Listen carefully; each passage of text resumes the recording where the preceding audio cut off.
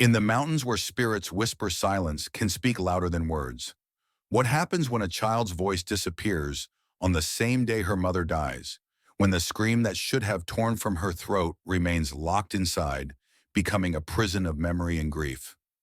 There are places in this world where wilderness and civilization collide, where untamed hearts face the chains of progress, where ancient freedoms battle modern constraints. This is the story of Lucy, a girl who lost her voice on a misty mountainside, and the gray yearling who shared her trauma from across the divide. It is a tale of wounds visible and invisible, of healing that comes in unexpected forms, of connections that transcend the boundaries we build between species. For in the shadow of Echo Mountain, three wild horses will change the fate of an entire valley, and one child's silence will speak truth to those willing to listen. The mountain slope was silent except for the rhythmic crunch of hooves against fallen pine needles. Morning mist clung to the trees, turning the forest into a hazy dreamscape of shadows and filtered light. 8-year-old Lucy rode close behind her mother, Sophie, who occasionally glanced back with a reassuring smile that made the whole world feel safe. "See how the light breaks through the trees," Sophie pointed upward. "The Blackfoot called this mountain where spirits whisper. They believed you could hear the universe if you just knew how to listen." Lucy nodded eagerly, her small hands gripping the reins with determination rather than fear. The chestnut mare beneath her maple was gentle, a perfect first horse for a child discovering the wilderness. Sophie rode Artemis, a dappled gray, with intelligent eyes that seemed to read the forest better than most humans. The trail widened as they approached a meadow. Sophie paused, holding up one hand. "Listen," she whispered. Lucy closed her eyes, focusing beyond the gentle snorts of their horses. The wind rustled through golden aspen leaves. A woodpecker hammered distantly. Something else moved through the underbrush, something large. Sophie's eyes widened with wonder. Wild horses! They must be just over that ridge. They dismounted, approaching the edge of the meadow on foot, leading their horses. Sophie helped Lucy climb onto a flat boulder for a better view. There in the valley below, a small band of wild horses grazed in the morning light. 7 adults and 2 foals. Their movements were fluid poetry muscles, rippling beneath coats burnished by the elements. "They're so beautiful," Lucy whispered. Sophie squeezed her daughter's shoulder. "They're free. That's what makes them beautiful." The perfect silence of the moment shattered with the sudden, thunderous chop of helicopter blades. The sound echoed against the mountainside, multiplying into a disorienting assault. Below, the wild horses jerked their heads up in unified alarm. "BLM, round up," Sophie muttered, her face darkening. They weren't scheduled until next month. The helicopter dipped lower, a menacing black shape against the pale sky. The wild horses bolted, not in their usual coordinated formation, but in blind panic. They charged up the slope directly toward Lucy and Sophie. "Get back to Maple!" Sophie shouted, pulling Lucy from the boulder. They ran for their horses, but Artemis and Maple were already dancing sideways in fear, eyes rolling white. The helicopter's roar intensified as it crested the ridge, seemingly unaware of the riders in its path. The wild herd burst from the tree line, a tsunami of flesh and thunder. Lucy screamed as she was lifted onto Maple's saddle. Sophie's hands were steady despite the chaos, buckling Lucy's foot into the stirrup with practiced movements. "Ride to the trail, go!" Sophie commanded, turning toward her own panicking horse. Everything happened both too slowly and too fast. Artemis reared as the wild horses surged around them. Sophie reached for the reins, but the dappled gray twisted violently, throwing her off balance. Lucy watched in frozen horror as her mother fell backward, her body silhouetted for one terrible moment against the empty air beyond the ridge. Then Sophie was gone. Lucy couldn't move, couldn't breathe. Maple danced nervously beneath her, but remained in place as the wild horses dispersed around them like water around a stone. The helicopter hovered, then veered away, pursuing the main herd. The sudden silence was worse than the chaos. Lucy slid from the saddle, her legs barely supporting her as she stumbled to the edge. 20 feet below, Sophie lay broken on a rocky outcrop. Impossibly, her eyes were open, finding Lucy's face. "Mom!" The word tore from Lucy's throat, but the sound seemed to belong to someone else. "Lucy!" Sophie's voice was a thread of sound. "Don't be afraid. Lucy scrambled down the slope rocks, cutting her palms, tears blinding her. When she reached her mother, Sophie's breathing came in shallow gasps. Blood matted her blonde hair, spreading in a thin crimson halo. "Help!" Lucy shouted toward the retreating helicopter, but it was already a distant speck. "Please, my mom is hurt." Sophie's fingers found Lucy's hand, squeezing with surprising strength. "Listen to me. I'm going to get help," Lucy sobbed. "Listen." Sophie's eyes were intense, almost luminous. "Don't be afraid. Just listen." Her gaze shifted beyond Lucy, widening slightly. The faintest smile touched her lips. "They'll show you." Mom who'll show me, Mom." But Sophie's hand had gone slack. The light behind her eyes faded, leaving only an empty reflection of the vast Montana sky.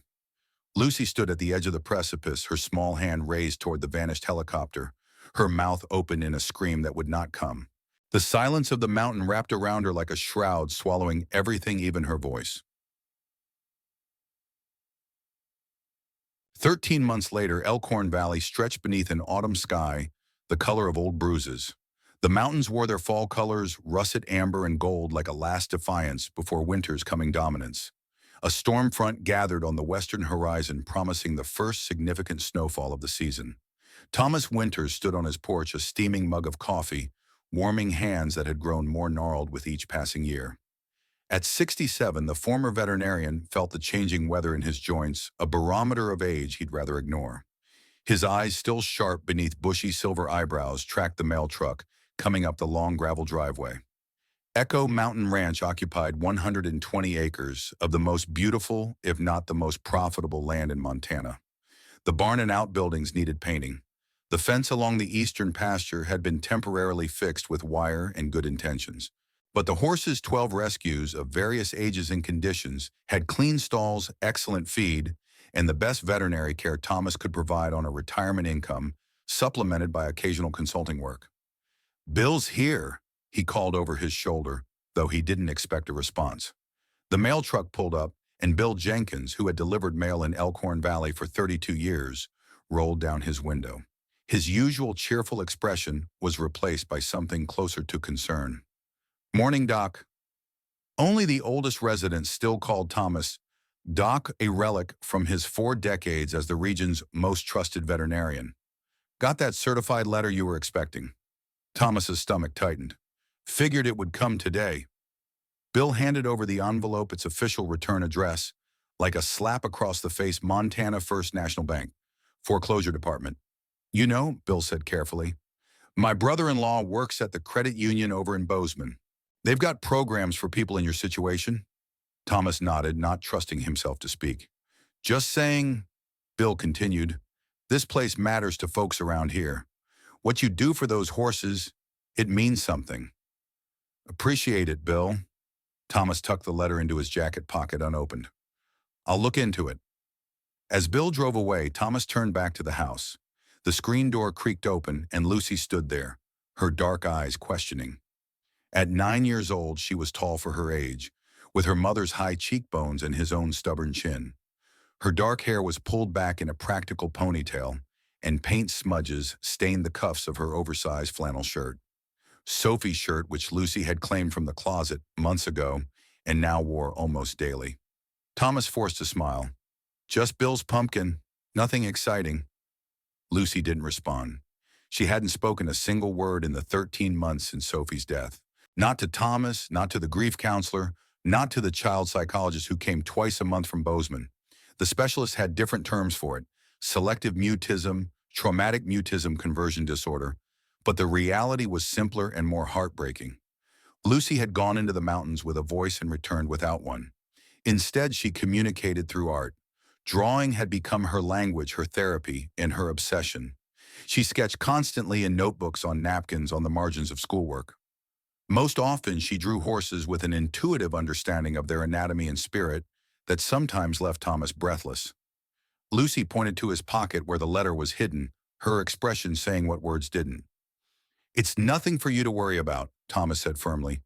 "Did you finish your math assignment?" She nodded, then pointed toward the barn. "Yes, we'll check on Ember after lunch.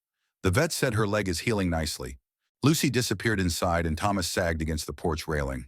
The weight of the unopened letter seemed to pull at him like gravity. He knew what it contained, a final notice before foreclosure proceedings began. The medical bills after Sophie's accident, combined with the costs of maintaining the rescue operation, had depleted his savings faster than he'd anticipated.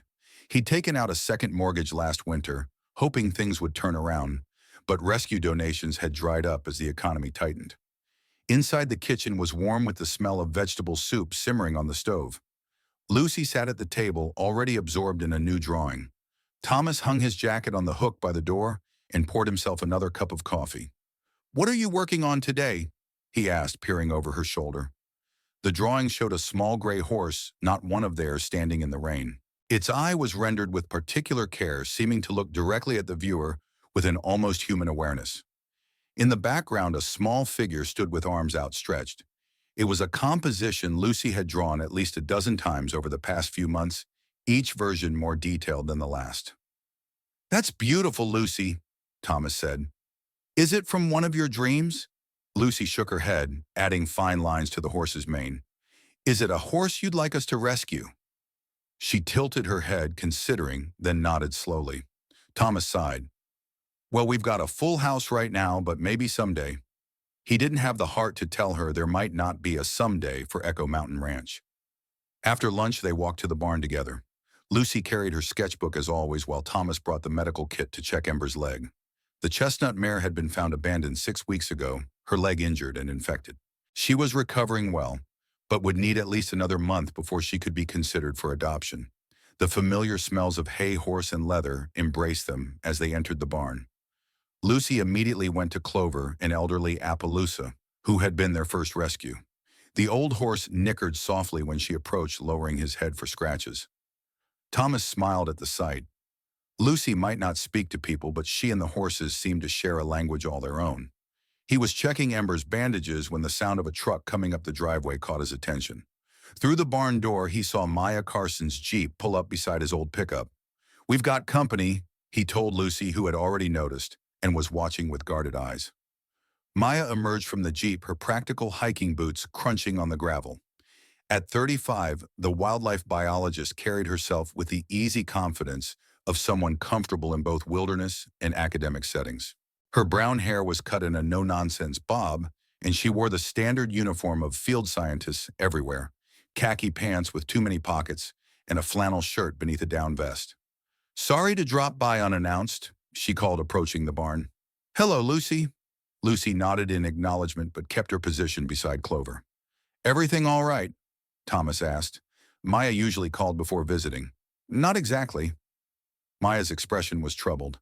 "There's a situation with a band of wild horses. They've been spotted around the North Ridge, moving closer to town. The Peterson farm reported damage to their irrigation system yesterday." Thomas frowned. "Feral horses or actual Mustangs?" "True Mustangs, a small band.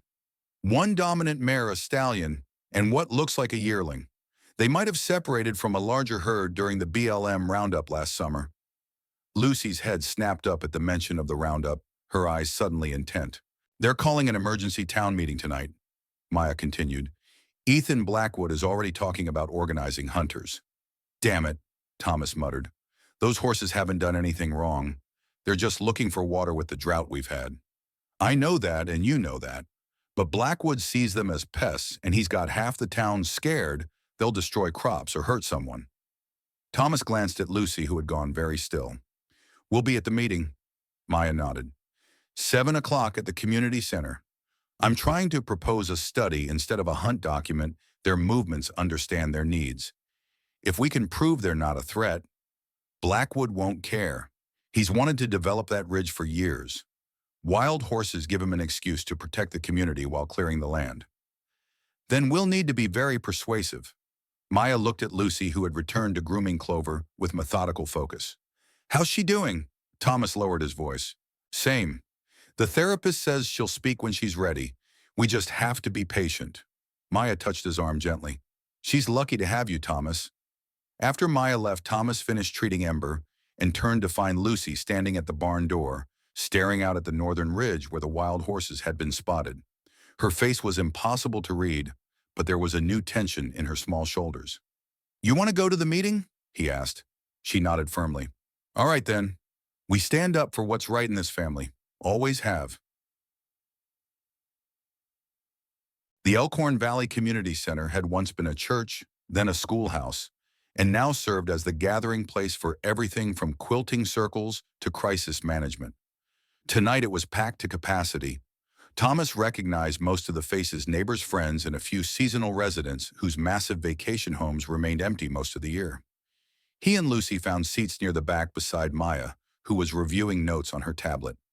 At the front of the room, Mayor Johnson, a perpetually harried woman with practical, short gray hair, called the meeting to order. "Folks, we've got a situation with wild horses damaging property. We need to decide on a course of action before things escalate." Ethan Blackwood rose from his seat in the front row. At 60, the rancher and real estate developer was still imposing, 6'2", with the weathered face of a man who spent time outdoors, but the manicured appearance of someone who did so by choice rather than necessity. His Stetson hat, removed indoors, was pristine white, matching his carefully groomed silver hair. "These aren't just wild horses," he said, his deep voice carrying easily without the microphone. "They're destructive, dangerous animals. The Peterson farm lost nearly $5,000 in irrigation equipment. Next time it could be livestock or people getting hurt." Murmurs of agreement rippled through the crowd. "We need to organize a removal immediately," Blackwood continued. "I've spoken with state wildlife officials, and they've authorized a special permit for hunting these animals if necessary." Frank Peterson stood up, his right arm still in a cast. "They're not just destroying property. One of those devils kicked me when I tried to chase them off my land. Broke my arm in 2 places." The murmurs grew louder. Thomas leaned toward Maya. "This is going south fast." Maya nodded grimly, then raised her hand. Mayor Johnson acknowledged her with visible relief at the interruption. "Dr. Carson, you had a proposal." Maya stood tablet in hand. "I understand everyone's concerns, but I'd like to suggest an alternative approach. As the regional wildlife biologist, I propose a 2-week study period. My team and I will track the horses, document their behavior, and implement humane deterrents to keep them away from farms and homes." "And who's going to pay for the damage while you're studying them?" Frank demanded. "I've secured emergency funding from the University of Montana's Conservation Department," Maya replied calmly. "It includes compensation for existing damages and any that might occur during the study period." This caused a pause in the grumbling. "Furthermore," Maya continued, "wild horses are protected under federal law. A sanctioned hunt could result in legal complications and negative publicity for the town." Thomas noticed Blackwood's jaw tighten at this. The developer had been trying to attract wealthy out-of-state buyers to his luxury ranch development project. Negative press about horse hunting would certainly hurt sales. "What exactly would this study involve?" Mayor Johnson asked. "Tracking collars on at least 2 of the horses' motion-activated cameras at key locations and daily observation. We'd also install temporary water sources away from residential areas to redirect them naturally." Frank snorted. "You want to reward them for destroying my farm?" "I want to understand why they're here and find a solution that works for everyone," Maya countered. "These horses didn't appear by accident. Drought has reduced their natural water sources. They're adapting to survive." "By stealing our water," another farmer called out. The debate continued, growing more heated. Thomas watched as the room divided, those who saw the horses as threats versus those who viewed them as wildlife deserving protection. Blackwood was clearly gaining support, his argument for immediate action resonating with the property owners. Beside Thomas, Lucy sat perfectly still, her eyes tracking each speaker. Her small hands clutched her sketchbook with white-knuckle intensity. When Frank began describing how he'd like to put a bullet between the eyes of that black devil mare, Lucy suddenly stood up. The abrupt movement from the usually invisible child drew attention. Conversations faltered as Lucy walked deliberately to the center aisle. Thomas half rose, uncertain what she intended, but Maya put a restraining hand on his arm. "Wait," she whispered. Lucy stood before the town assembly, her face solemn. She opened her sketchbook and held up a drawing for everyone to see. In perfect, haunting detail, she had captured a black mare, rearing in terror beneath the shadow of a helicopter. The horse's eye conveyed such raw fear that several people audibly gasped. The room fell completely silent. Lucy turned the page. Another drawing showed the same mare leading a small stallion and a gray yearling through a dried creek bed, their ribs visible beneath dull coats. She turned again, the horses drinking from the Peterson irrigation pond, wary but desperate. Mayor Johnson cleared her throat. Thank you, Lucy, for showing us these drawings. They're very impressive. Lucy wasn't finished. She flipped to a final image, the three horses standing beneath a protective shelter while snow fell around them. A water trough and hay bale were visible in the foreground. Thomas suddenly understood. She's proposing a sanctuary, a safe place for them during winter. Lucy nodded vigorously, looking directly at Blackwood for the first time. The developer's expression remained impassive, but something flickered behind his eyes, annoyance perhaps, or calculation. That's a lovely sentiment, he said smoothly. But these aren't pets. They're feral animals that pose a real danger. Lucy shook her head emphatically, pointing back at her drawings. I think, Maya interjected, what Lucy is showing us is that these horses are afraid and hungry, not malicious. They need help, not hunting. Frank Peterson wasn't persuaded. Pretty pictures don't fix my broken arm or my ruined crops. Several people nodded in agreement. Mayor Johnson surveyed the divided room and sighed. Here's what we'll do. Dr. Carson gets 2 weeks for her study with the university covering damages. If at the end of that time the horses are still causing problems, we'll reconvene and consider more permanent solutions. Blackwood's mouth tightened, but he nodded curtly. 2 weeks, but I want it on record that I warned this town about the danger these animals pose. As the meeting dispersed, Lucy stood her ground, watching Blackwood with unnerving intensity. The developer finally acknowledged her with a brief nod before turning away. Thomas came to Lucy's side, placing a protective hand on her shoulder. You did good, Pumpkin. Real good. Maya joined them, her expression thoughtful. Those drawings are remarkable, Lucy. You've observed these horses, haven't you? Lucy nodded, clutching her sketchbook to her chest. Would you be willing to show me where you've seen them? It would help my study tremendously. Lucy looked up at Thomas, seeking permission. If Lucy's comfortable with it, he said, but I'd need to come along. Of course, Maya agreed. We'll start tomorrow morning if that works. As they walked to the truck, the first snowflakes began to fall earlier than forecast. Thomas helped Lucy into the passenger seat, noticing how she kept looking toward the northern ridge, now disappearing into darkness and swirling snow.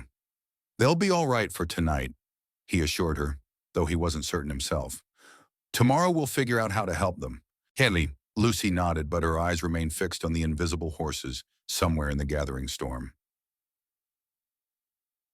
Dawn broke with crystalline clarity after the brief snowfall. A thin white blanket covered the valley, glittering in the early light. Thomas rose at his usual hour, put coffee on to brew, and checked the thermometer outside the kitchen window. 28 degrees cold, but not dangerously so for hardy Mustangs. He found Lucy already dressed and waiting by the door, her backpack packed, sketchbook in hand. Eager, aren't we? He smiled. Maya won't be here for another hour. Time enough for breakfast. Lucy allowed herself to be led to the table where she picked at a bowl of oatmeal while periodically glancing out the window. Thomas had seen his granddaughter focused before, but this was different, an intensity that reminded him painfully of Sophie when she'd set her mind to something. Maya arrived precisely on time, driving her Jeep with Dr. Olivia Blackwood beside her. Thomas frowned at the unexpected passenger. Hope you don't mind, Maya said as she got out. Olivia is an equine behavior specialist. The university sent her to assist with the study. Thomas knew of Olivia, though they'd never formally met. Ethan Blackwood's daughter had left Elkhorn Valley after high school, returning only occasionally to visit. Unlike her father, she'd pursued a career in veterinary psychology rather than real estate development. Dr. Winters, Olivia said, extending her hand. It's an honor to meet you. Your work on trauma recovery and rescue horses was part of my graduate studies. Thomas shook her hand, surprised. I didn't realize anyone still referenced that old research. It's foundational, Olivia assured him. She turned to Lucy with a warm smile. And you must be Lucy. Maya showed me your drawings. They're extraordinary. Lucy studied Olivia warily, clearly connecting her to Blackwood. I'm not here representing my father, Olivia said, seeming to read Lucy's thoughts. I'm here as a scientist. I want to understand these horses, not harm them. After a moment, Lucy nodded, accepting this declaration. They took the Jeep better suited to the rough terrain than Thomas's truck. Lucy sat in the back with Thomas, occasionally pointing to direct Maya along the logging roads that wound into the foothills. After 20 minutes, she signaled for them to stop. Here, Maya asked. Lucy shook her head, pointing toward a narrow trail leading deeper into the forest. We'll have to go on foot from here, Thomas said. They gathered their equipment, Maya with a field kit containing tracking devices, Olivia with a camera and notebook, Thomas with binoculars, and Lucy leading the way with quiet determination.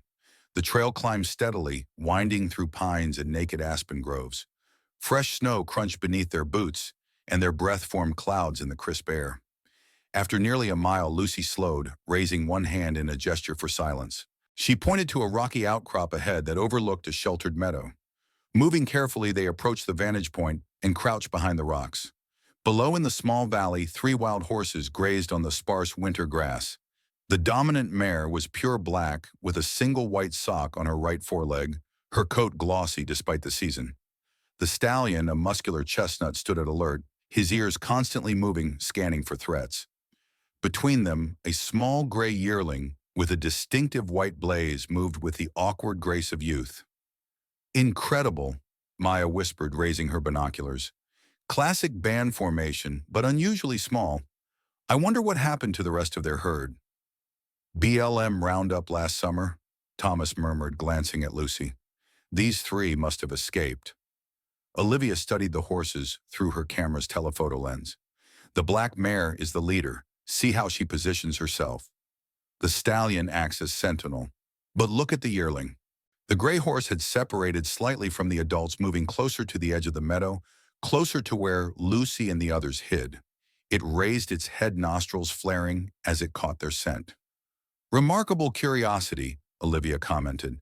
Most yearlings would retreat behind the dominant mare when detecting humans. Lucy opened her sketchbook, showing them a drawing she'd made previously. It depicted the same gray yearling standing alone in the rain. You've seen this one before, Maya realized. You've been watching them. Lucy nodded, her eyes never leaving the yearling. The black mare suddenly snorted, tossing her head. The stallion immediately moved between her and the perceived threat, his posture challenging. The yearling hesitated, caught between curiosity and the herd's alarm. We should back away, Thomas said quietly. Let them calm down. As they retreated, Lucy lingered, looking back at the gray horse. For a moment, horse and child regarded each other across the distance, a connection Thomas couldn't quite define, but recognized as significant. When they reached the Jeep, Maya pulled out maps of the area, marking the location where they'd spotted the horses. I'll set up camera traps along their likely routes, she said. If Lucy has seen them regularly, they must have a pattern. Olivia was reviewing the photos she'd taken. The mare shows signs of previous human contact, see the faint scar along her flank. Probably from the roundup attempt. The yearling is more interesting, though. Its coat pattern is unusual for wild stock. Thomas examined the photos. Could be part thoroughbred. Sometimes ranch horses escape and join wild herds. We need names for them, Maya decided. For the tracking data. The locals are already calling the black mare Devil, Thomas said with distaste. That won't do, Maya thought for a moment. How about Phantom for the mare? She's like a ghost the way she appears and disappears. Olivia nodded. And Thunder for the stallion. He moved like a storm when he positioned himself protectively. They both looked at Lucy, waiting for her contribution. She picked up Olivia's notebook and wrote a single word in careful letters. Whisper. Whisper, Olivia read aloud. For the gray yearling. That's perfect. Lucy nodded, satisfied, and returned to her own sketchbook. While the adults discussed tracking strategies, she drew rapidly. Whisper standing at the edge of the meadow, looking back toward her with an eye that seemed to hold secrets. The next 2 days established a routine. Each morning they tracked the wild horses, documenting their movements, feeding patterns and interactions. Maya set up motion-activated cameras at key locations and collected samples of hair and dung for DNA analysis. Olivia focused on behavior, taking detailed notes on the horses' responses to environmental factors and each other. Lucy's knowledge proved invaluable. She seemed to anticipate the horses' movements, leading the researchers to watering holes and sheltered areas where the small band rested. Though she never made a sound, her observations communicated through gestures and quick sketches were more accurate than any tracking technology. On the third morning, Thomas woke to find Lucy's bed empty. Panic shot through him until he spotted her through the kitchen window, sitting on the porch steps, despite the cold, watching the northern ridge with unwavering attention. He brought her a mug of hot chocolate and a blanket. "You should have woken me if you couldn't sleep." She accepted both but continued her vigil. Thomas followed her gaze but saw nothing unusual in the pre-dawn landscape. "What is it, Lucy? What are you waiting for?" In response, she opened her sketchbook to a new drawing, Whisper alone approaching the ranch. Thomas frowned, concerned. "Did you dream this?" Lucy shook her head, pointing insistently toward the ridge, then at the rising sun, then at the drawing again. "You think Whisper is coming here today?" A firm nod. Thomas didn't question her certainty. In the 13 months since Sophie's death, he learned that Lucy's intuition often transcended logical explanation. If she believed Whisper would come, then he would wait with her. They sat together as dawn painted the snow-dusted landscape in pale gold. The horses in the barn began their morning chorus of nickers and stomps, expecting breakfast. Still, Lucy remained focused on the ridge. "I should feed the others," Thomas finally said. "Will you be all right here?" Lucy nodded without looking at him.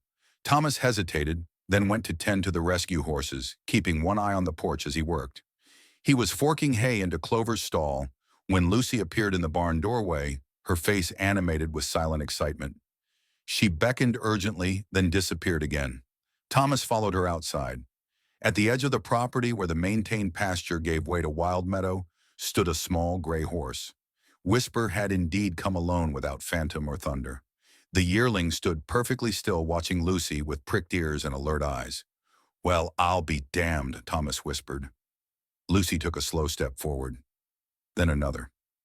Thomas wanted to call her back. Wild horses were unpredictable, potentially dangerous, but something in her careful approach and Whisper's attentive stance made him hold his tongue. 20 feet apart, girl and horse regarded each other. Lucy slowly reached into her pocket and withdrew an apple she must have taken from the kitchen. She held it out, not moving closer, but offering. Whisper's nostrils flared, catching the scent. The yearling took one hesitant step forward, then stopped, torn between hunger and caution. Lucy waited, her arm extended, perfectly still. Time seemed suspended as neither moved. Then with deliberate grace, Whisper approached. The horse's movements were cautious, but not fearful, each step measured and intentional. When only 3 feet separated them, Whisper stretched out his neck, lips reaching for the apple. Lucy remained motionless as the yearling delicately took the fruit from her palm and retreated a few steps to eat it. Thomas realized he'd been holding his breath. What he was witnessing defied conventional understanding of wild horse behavior. Whisper should have fled at human presence, not sought it out. Lucy slowly sat on the ground, removing any perception of threat. She opened her sketchbook and began to draw. Whisper finished with the apple, watched with evident curiosity. Gradually, the yearling moved closer again, stretching to see what Lucy was creating. From the barn doorway, Thomas observed the extraordinary tableau, his silent granddaughter communing with a wild horse through art instead of words. Something profound was happening, something he couldn't quite grasp, but recognized as healing. A distant whinny broke the spell. Whisper's head jerked up, ears pivoting toward the sound, phantom calling from somewhere beyond the ridge. The yearling gave Lucy one last look, then turned and trotted away, disappearing into the trees with fluid grace. Lucy remained seated, watching the empty space where Whisper had been. When she finally turned to Thomas, her eyes held a light he hadn't seen since before Sophie's death, a spark of connection rekindled. He helped her to her feet, looking down at the drawing she'd been creating. It showed Whisper and Lucy facing each other across a narrow divide, a thread of invisible understanding stretching between them. "He'll come back," Thomas said with certainty. "He's found a friend in you." Lucy nodded, the ghost of a smile touching her lips for the first time in 13 months. Neither noticed the black SUV parked on the distant road or the telephoto lens capturing their interaction with the wild yearling. Ethan Blackwood lowered his camera, his expression unreadable, as he watched Thomas and Lucy walk back to the house hand in hand. The clock on his dash showed 7:42 a.m. In 13 days and 6 hours, the town's deadline would expire. Blackwood started his engine and drove away, leaving only tire tracks in the fresh snow as evidence of his presence. Behind him, somewhere in the silent forest, three wild horses moved like shadows between worlds hunted and hunters feared, and fearless symbols of a freedom that some would preserve and others destroy. And in a small ranch house in Elkhorn Valley, a child who had lost her voice began to consider the possibility of finding it again. Maya's research camp took shape on the eastern edge of Thomas's property, where the land opened to a natural meadow before rising toward the foothills. Two weather-resistant tents housed equipment and provided shelter during observations. A small solar array powered laptops tracking receivers and cameras. It was modest but efficient, a scientist's outpost in the wilderness. Morning frost silvered the grass as Thomas approached with two steaming mugs. Maya sat cross-legged before a laptop reviewing overnight footage from the trail cameras. "Brought you coffee," Thomas said, offering one of the mugs. "Looks like another cold one today." "Thanks." Maya accepted gratefully, wrapping her hands around the warmth. "Where's Lucy?" "Barn. She's been up since dawn sketching." Whisper came back. Maya's eyes widened. "The yearling alone?" Thomas nodded. "Third morning in a row. Shows up at first light, stays about 20 minutes, then disappears. Lucy's been giving him apples." "How, that's extraordinary." Maya turned the laptop so Thomas could see the screen. "Look at this footage from last night." The night vision video showed Phantom and Thunder at one of the water stations Maya had established. The black mare drank warily, her eyes constantly scanning, while Thunder stood guard. There was no sign of Whisper. "The yearling is breaking herd behavior patterns," Maya said. "That's almost unheard of in wild horses, especially with such a small band. The bond between them should be keeping him close to Phantom." "Unless there's another bond forming," Thomas suggested. "Lucy and Whisper. There's something between them I can't explain." Maya nodded thoughtfully. "We should document these interactions. Would Lucy be comfortable if we set up a camera near where she meets him?" "I'll ask her, but don't expect her to perform on cue. Whatever's happening between them is private." "Of course." Maya tapped a few keys, switching to another video. "There's something else you should see." The new footage showed a moonlit clearing. Two men moved carefully through the trees, rifles slung over their shoulders. They paused, scanning the area, then continued toward where the camera was hidden. "Who are they?" Thomas asked, his voice hardening. "I don't know. The camera caught them 3 nights ago, but they haven't returned. They're dressed like hunters, but it's not hunting season." "Blackwood?" Thomas muttered. "He's getting impatient with your study." "We don't know that," Maya cautioned. "But I've informed Sheriff Davis. He's increased patrols in the area." Thomas drained his coffee, his face grim. 13 days left before the town vote. Blackwood's not the type to leave things to chance. "Then we'd better make sure our evidence is compelling." Maya closed the laptop. "Is Olivia coming today?" "She texted she'd be here by 9. Something about bringing specialized equipment." As if summoned by her name, Olivia's Jeep appeared on the access road, moving slowly over the uneven terrain. She parked beside the research tents and emerged carrying a large case and a professional camera with a telephoto lens. "Good morning," she called. "Hope I'm not late. Had to convince the university to release this equipment." She patted the case. "Thermal imaging. Should help us track the horses at night." Thomas studied her, still not entirely comfortable with Blackwood's daughter being part of the project. "Your father know you're helping us?" Olivia's expression cooled slightly. "My father and I have different views on wildlife management, Dr. Winters. I'm here as a scientist, not as Ethan Blackwood's daughter." "Fair enough," Thomas conceded. "And it's just Thomas, please. Doctor makes me feel like I should be checking someone's teeth." That earned a smile. "Where's Lucy? I brought something for her." "In the barn with Whisper." Olivia's eyebrows rose. The yearling came back alone. "It's becoming a regular thing," Maya explained. "Lucy seems to have established a connection." "That's remarkable." Olivia looked genuinely impressed. "Mind if I observe? At a distance, of course." Thomas hesitated, then nodded. "Just don't startle them. Lucy's making progress I wouldn't have thought possible a week ago." They walked toward the barn together, moving quietly. Through the open doors, they could see Lucy sitting on a hay bale sketchbook open on her lap.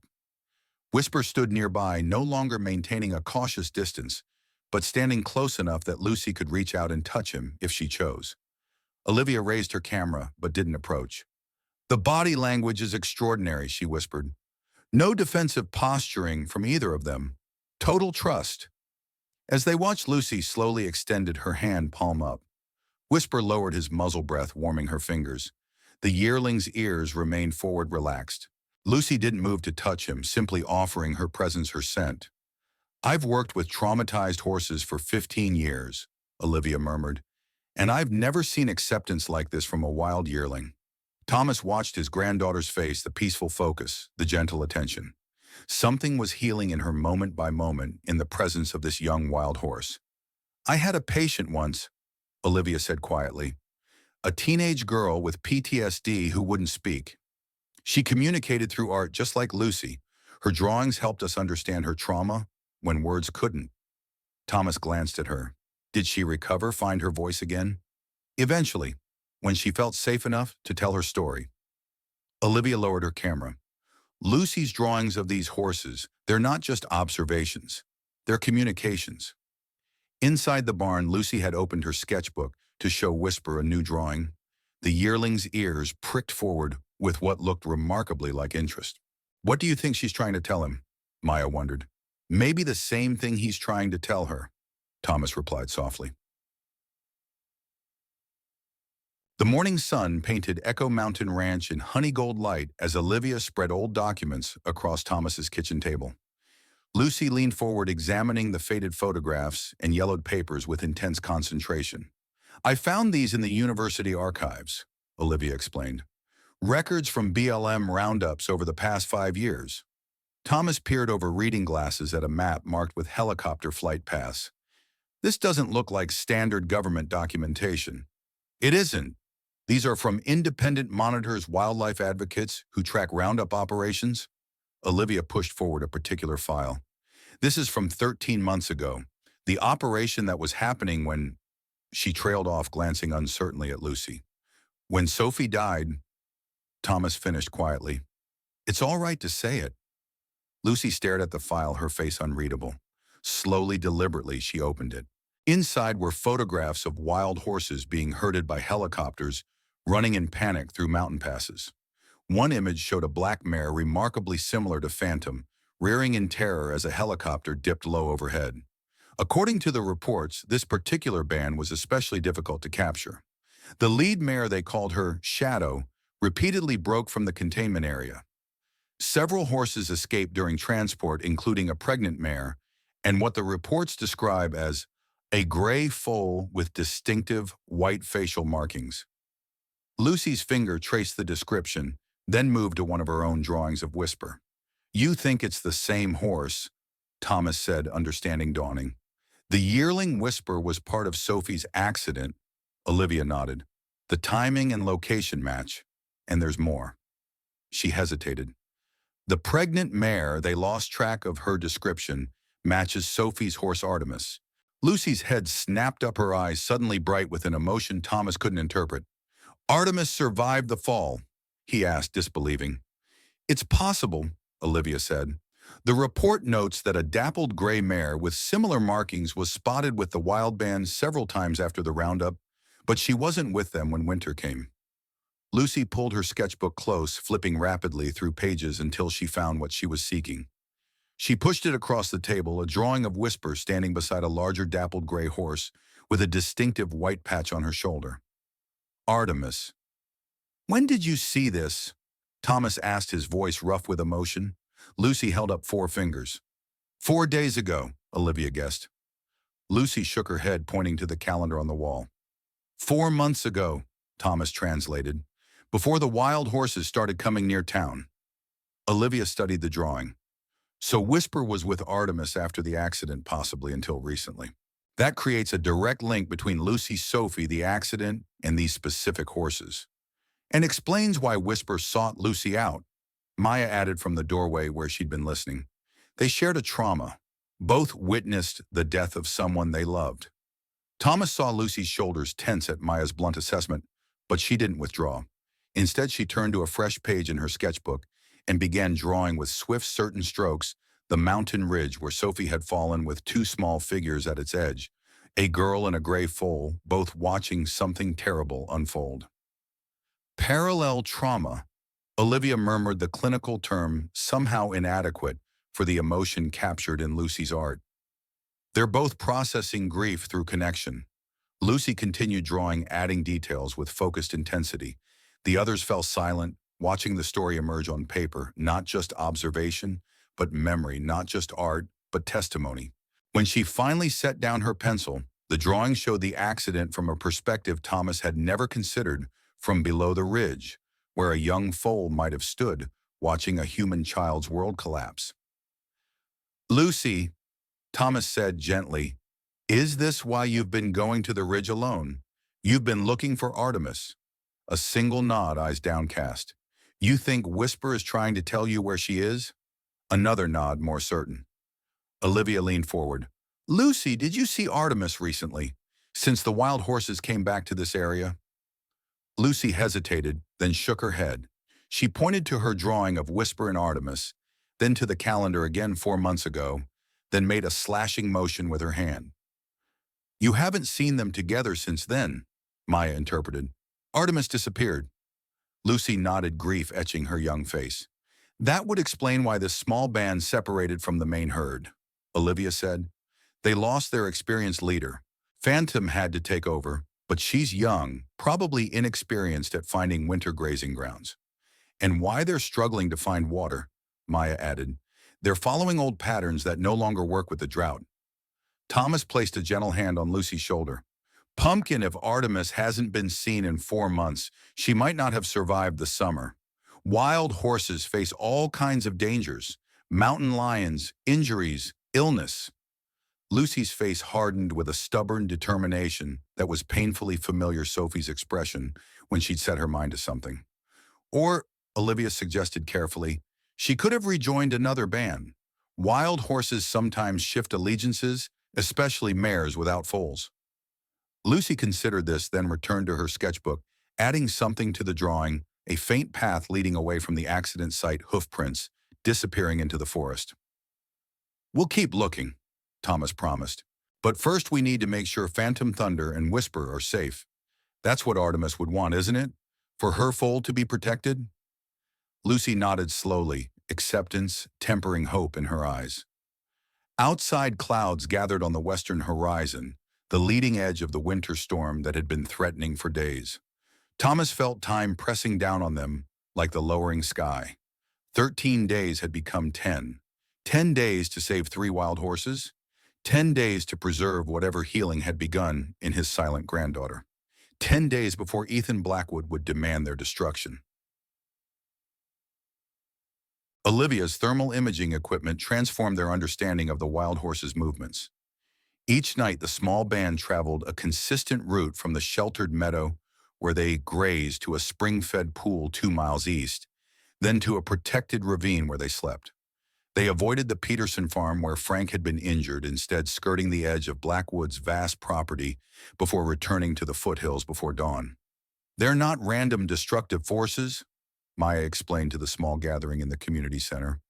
"They follow specific trails based on their needs.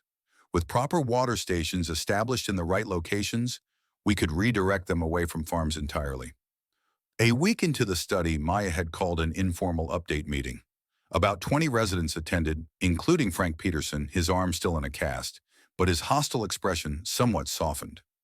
Sheriff Davis stood at the back, arms crossed but attentive. Noticeably absent was Ethan Blackwood.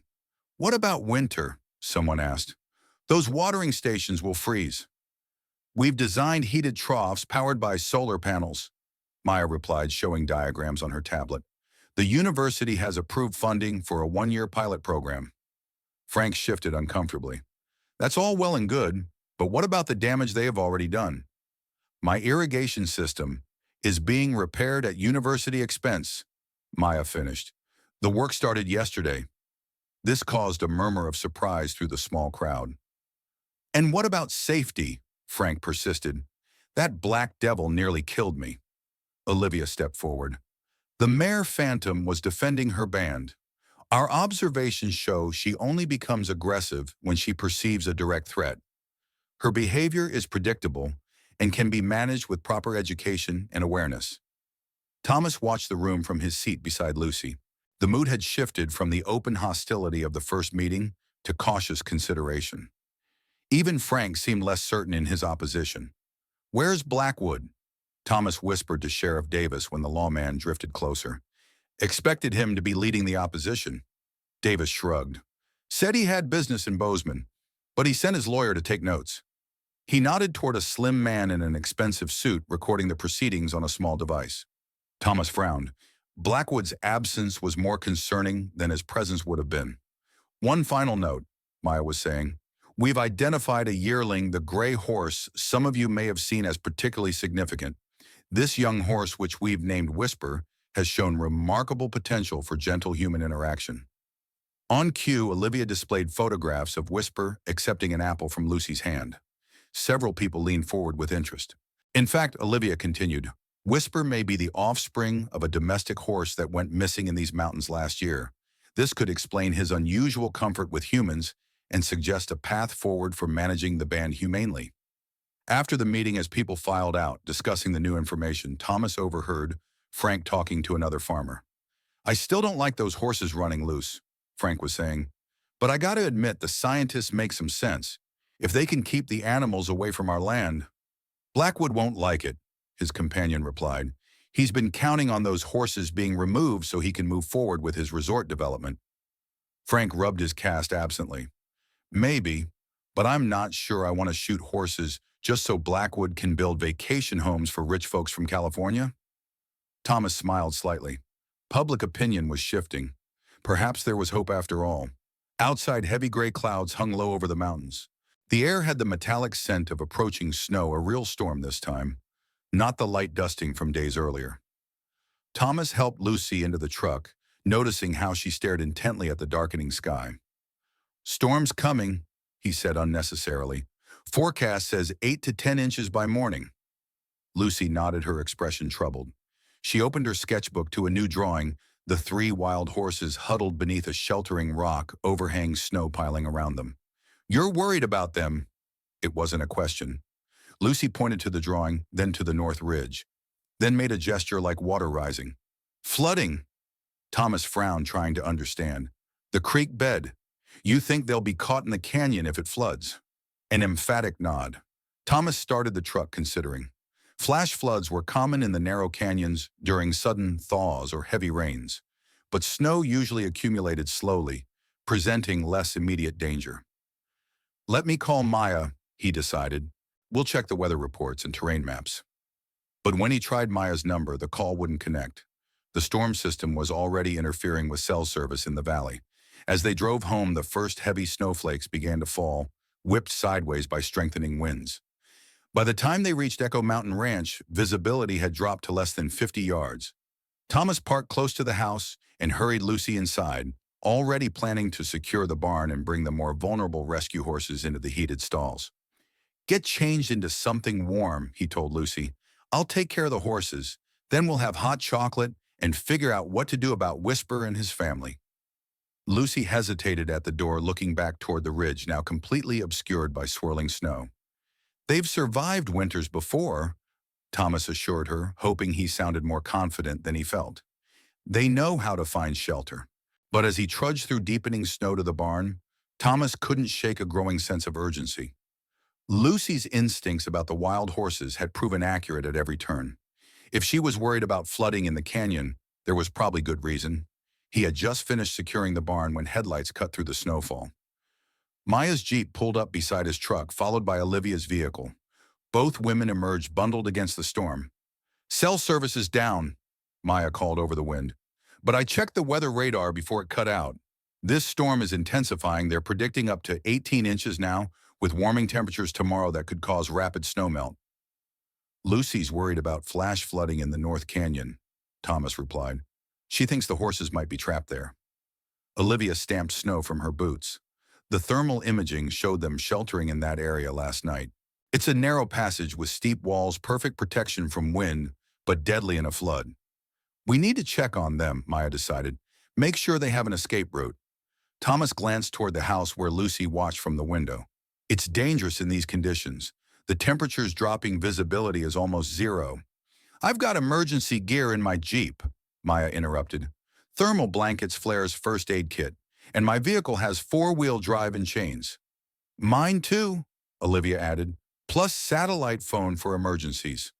Thomas hesitated. The rational choice was to wait out the storm, but if the wild horses were truly in danger? The front door opened, and Lucy emerged wearing her winter coat hat and boots, a determined expression on her face. No, Thomas said firmly. Absolutely not. It's too dangerous, Lucy. She pointed to herself, then to the ridge, her meaning clear. I know where they are. You can draw us a map, Thomas countered. Lucy shook her head emphatically. She opened her coat slightly, revealing her sketchbook tucked inside, then zipped it closed again, coming prepared for whatever they might find. Thomas, Olivia said quietly, if the horses are in danger, we need someone who can find them quickly. Lucy knows their patterns better than our equipment can track them. He looked from Olivia to Maya, then to his granddaughter's resolute face. The same stubborn determination that had kept her going after losing her mother, and her voice now fixed on saving these wild horses. We all go together, he finally relented. No separating. First sign of real danger, we turn back. Understood. Lucy nodded solemnly. I'll get my medical kit, Thomas said. For horses or humans. Meet back here in 5 minutes. As he gathered supplies, Thomas fought down his anxiety. The rational part of him, the veterinarian, the pragmatist, knew this was foolhardy. But another part, perhaps the part that had loved Sophie most, recognized that Lucy needed this. Not just to save the horses, but to save something in herself. They took Maya's Jeep, the most rugged of their vehicles. Thomas insisted Lucy sit in the middle of the back seat between himself and Olivia, while Maya navigated the increasingly treacherous roads. The Wipers fought a losing battle against the heavy snow, and twice Maya had to stop to check their position against landmarks now barely visible.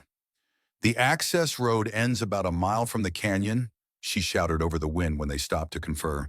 We'll have to go on foot from there. The temperature had dropped to 15 degrees and the wind chill pushed it below zero. They wrapped scarves across their faces, donned headlamps, and shouldered backpacks with emergency supplies. Thomas kept a firm grip on Lucy's hand as they struggled through snow that reached her knees in places. Progress was agonizingly slow. What would have been a 30-minute hike in good conditions took over an hour in the blizzard. Thomas found himself constantly checking Lucy for signs of fatigue or hypothermia, but she pushed forward with single-minded purpose, occasionally pausing to consult what seemed to be an internal compass before indicating their direction. The roar of the wind diminished as they entered the canyon, its high walls providing some shelter from the direct blast of the storm. Their headlamps created ghostly cones of light in the swirling snow. Tracks, Olivia called, pointing to indentations barely visible beneath fresh snowfall. Horses, recent. Lucy nodded, pulling Thomas forward with renewed urgency. The canyon narrowed its walls, rising sheer on either side. In spring, this would be a beautiful slot canyon, with sunlight filtering through the narrow opening above. Now it was an icebound corridor, oppressive and dangerous. They rounded a bend and Lucy suddenly stopped, raising her free hand. Thomas followed her gaze and saw what had alarmed her, a thin trickle of water running down the center of the canyon floor where none should be. Snow melt from above, Maya realized. The temperature must be higher up on the ridge. We need to find those horses now, Olivia said, her voice tight with concern. Lucy pulled free from Thomas's grip and surged forward, moving faster than seemed possible through the deep snow. The adults followed, their headlamps bouncing erratically as they struggled to keep pace. The canyon widened into a small circular space with an overhang on one side, a natural shelter where the wild horses had taken refuge from the storm. Phantom stood alert at their approach, her dark coat nearly invisible in the shadows. Thunder moved protectively to her side, steam rising from his nostrils in the cold air. But it was Whisper who responded most dramatically to their arrival. The yearling stepped forward, nickering softly when he recognized Lucy. She approached slowly, hand extended as always, and the young horse met her halfway, seemingly unperturbed by the humans accompanying her. They're trapped, Maya said, sweeping her headlamp across the canyon. The only way out is back the way we came, and the water's rising. Thomas assessed the situation with growing alarm. The trickle they'd crossed minutes earlier had already widened to a shallow stream. If the snowmelt continued to accelerate, it would soon become a torrent. We need to move them now, he decided, before the flooding gets worse. Phantom pawed the ground nervously, sensing their anxiety. Thunder positioned himself between the humans and the mare ears, pinned back in warning. They won't follow us, Olivia said. Not with Phantom so distrustful. Lucy had moved to Whisper's side, one hand resting lightly on his neck. She opened her sketchbook and tore out a page, holding it up so the others could see by the light of their headlamps. It showed the canyon with water rising and the horses following a different path to safety, a narrow trail up the side of the canyon that Thomas hadn't noticed. There's another way out, he asked.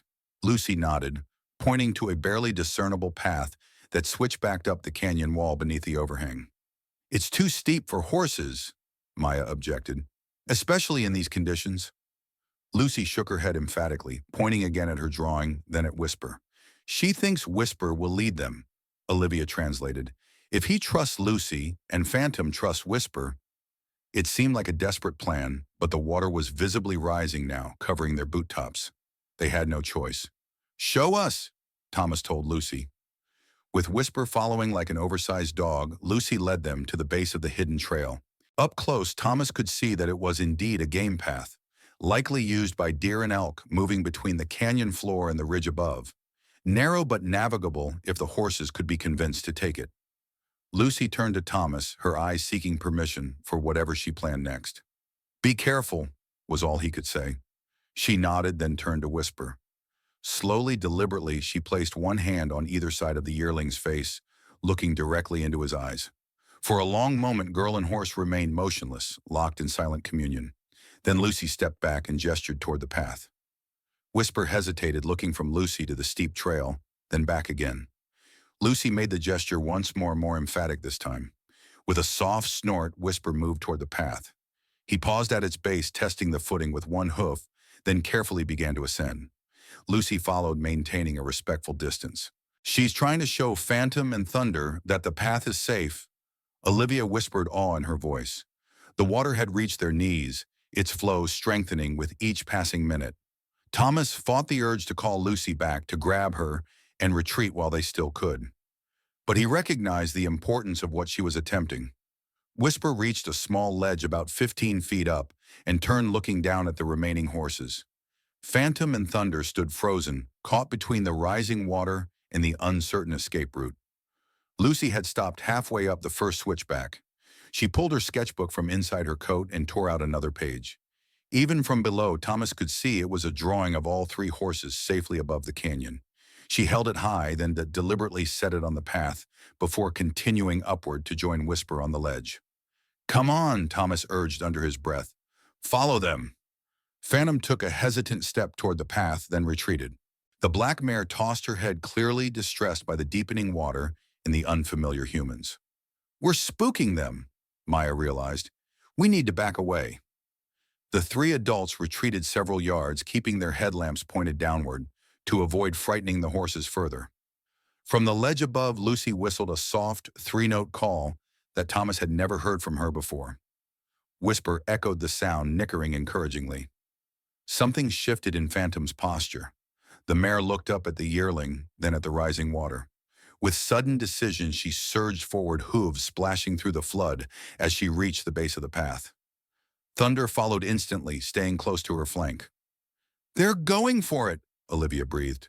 Phantom navigated the narrow trail with surprising agility, her powerful haunches propelling her upward. Thunder followed, less graceful, but equally determined. Within minutes, all three horses stood on the ledge, with Lucy huddled together against the driving snow. Lucy, Thomas called. Keep going up. We'll meet you at the top. Lucy waved acknowledgement, then turned to continue up the path, Whisper at her side and the older horses following. The three adults sloshed through water, now reaching their thighs, fighting against the strengthening current to reach the canyon entrance. The Jeep will be useless in this, Maya shouted over the rising roar of water. We need to get to higher ground and wait out the storm. Lucy will head for the ranch, Thomas replied. That's the only place she knows the horses will be safe.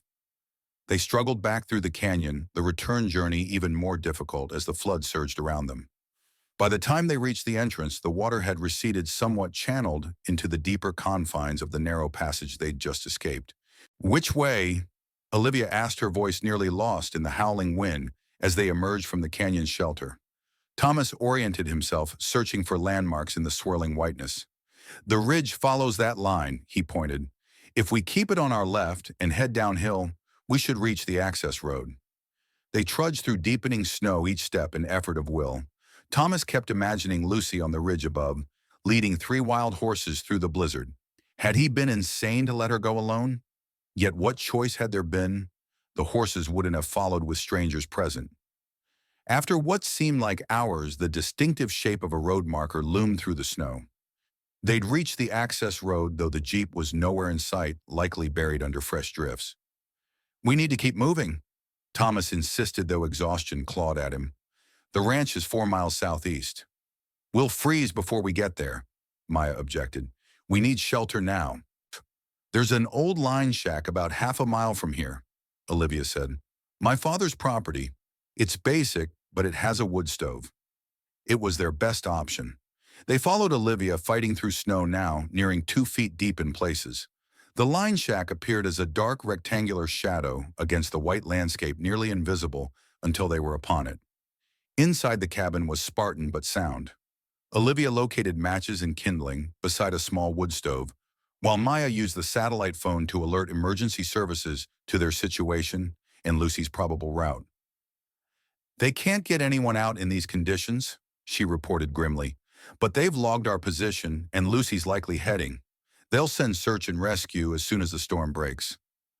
Thomas stood at the single window, staring into the impenetrable whiteness, imagining his granddaughter somewhere out there, with 3 wild horses.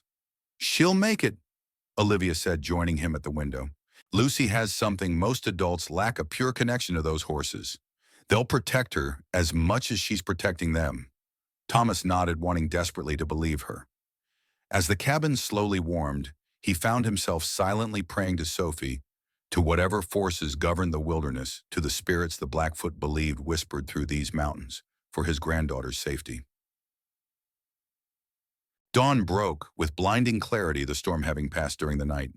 The world outside the line shack was transformed smooth white curves, replacing familiar contours.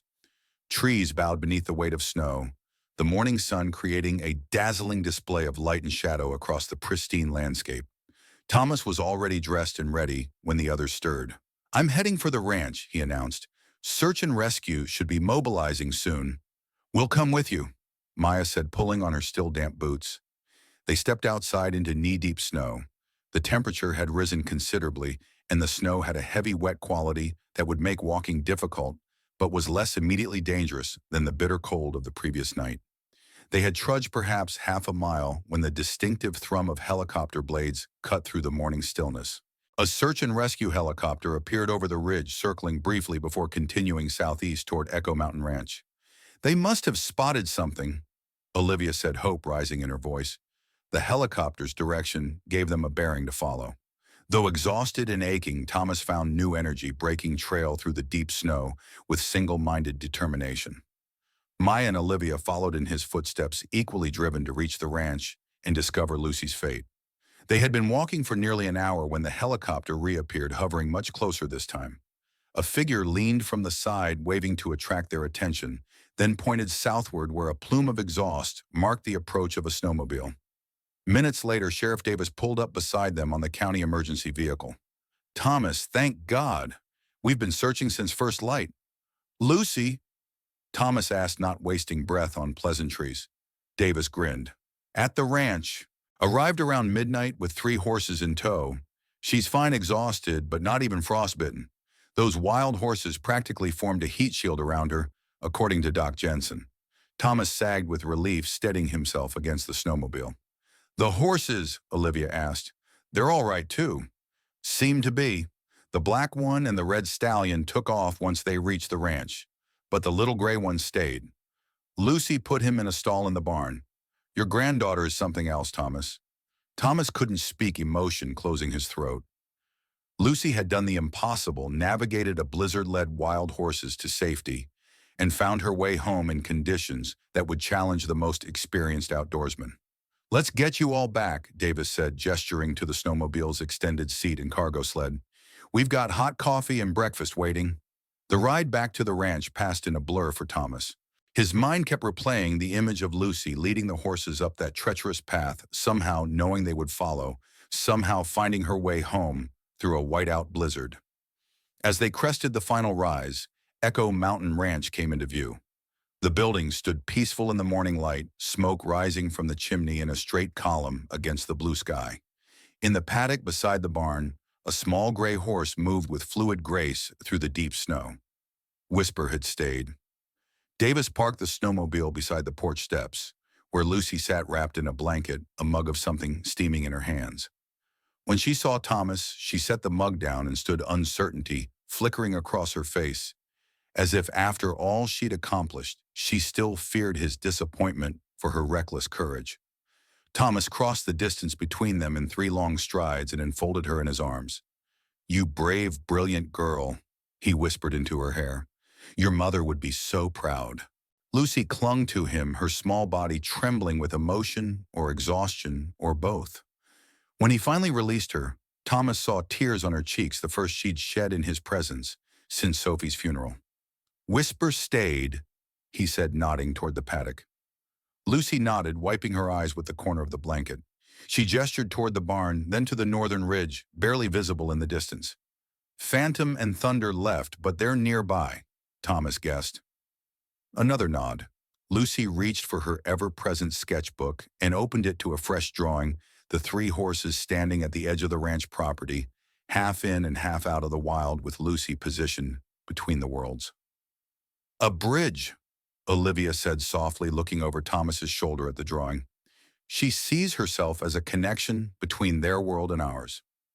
The moment of peaceful reunion shattered with the sound of a gunshot from somewhere beyond the northern pasture. The crack echoed across the snow-covered landscape, startling birds from the trees. Lucy froze, her eyes widening in alarm. In the paddock, Whisper's head jerked up, ears pivoting toward the sound. "What the hell?" Davis muttered, reaching instinctively for his sidearm. A second shot followed, closer this time. "The other horses," Thomas realized with sudden dread. "Phantom and Thunder, someone's hunting them." Lucy was already running toward the barn, moving with desperate speed through the deep snow. Thomas and the others followed Davis, calling for backup on his radio. Inside the barn, Lucy threw open Whisper's stall door. The yearling stepped out, alert but unafraid.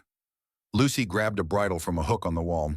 Not a conventional one, but a simple rope halter used for the gentlest rescue horses. "Lucy, no," Thomas began, but stopped when he saw her face. There was no panic there, no blind reaction.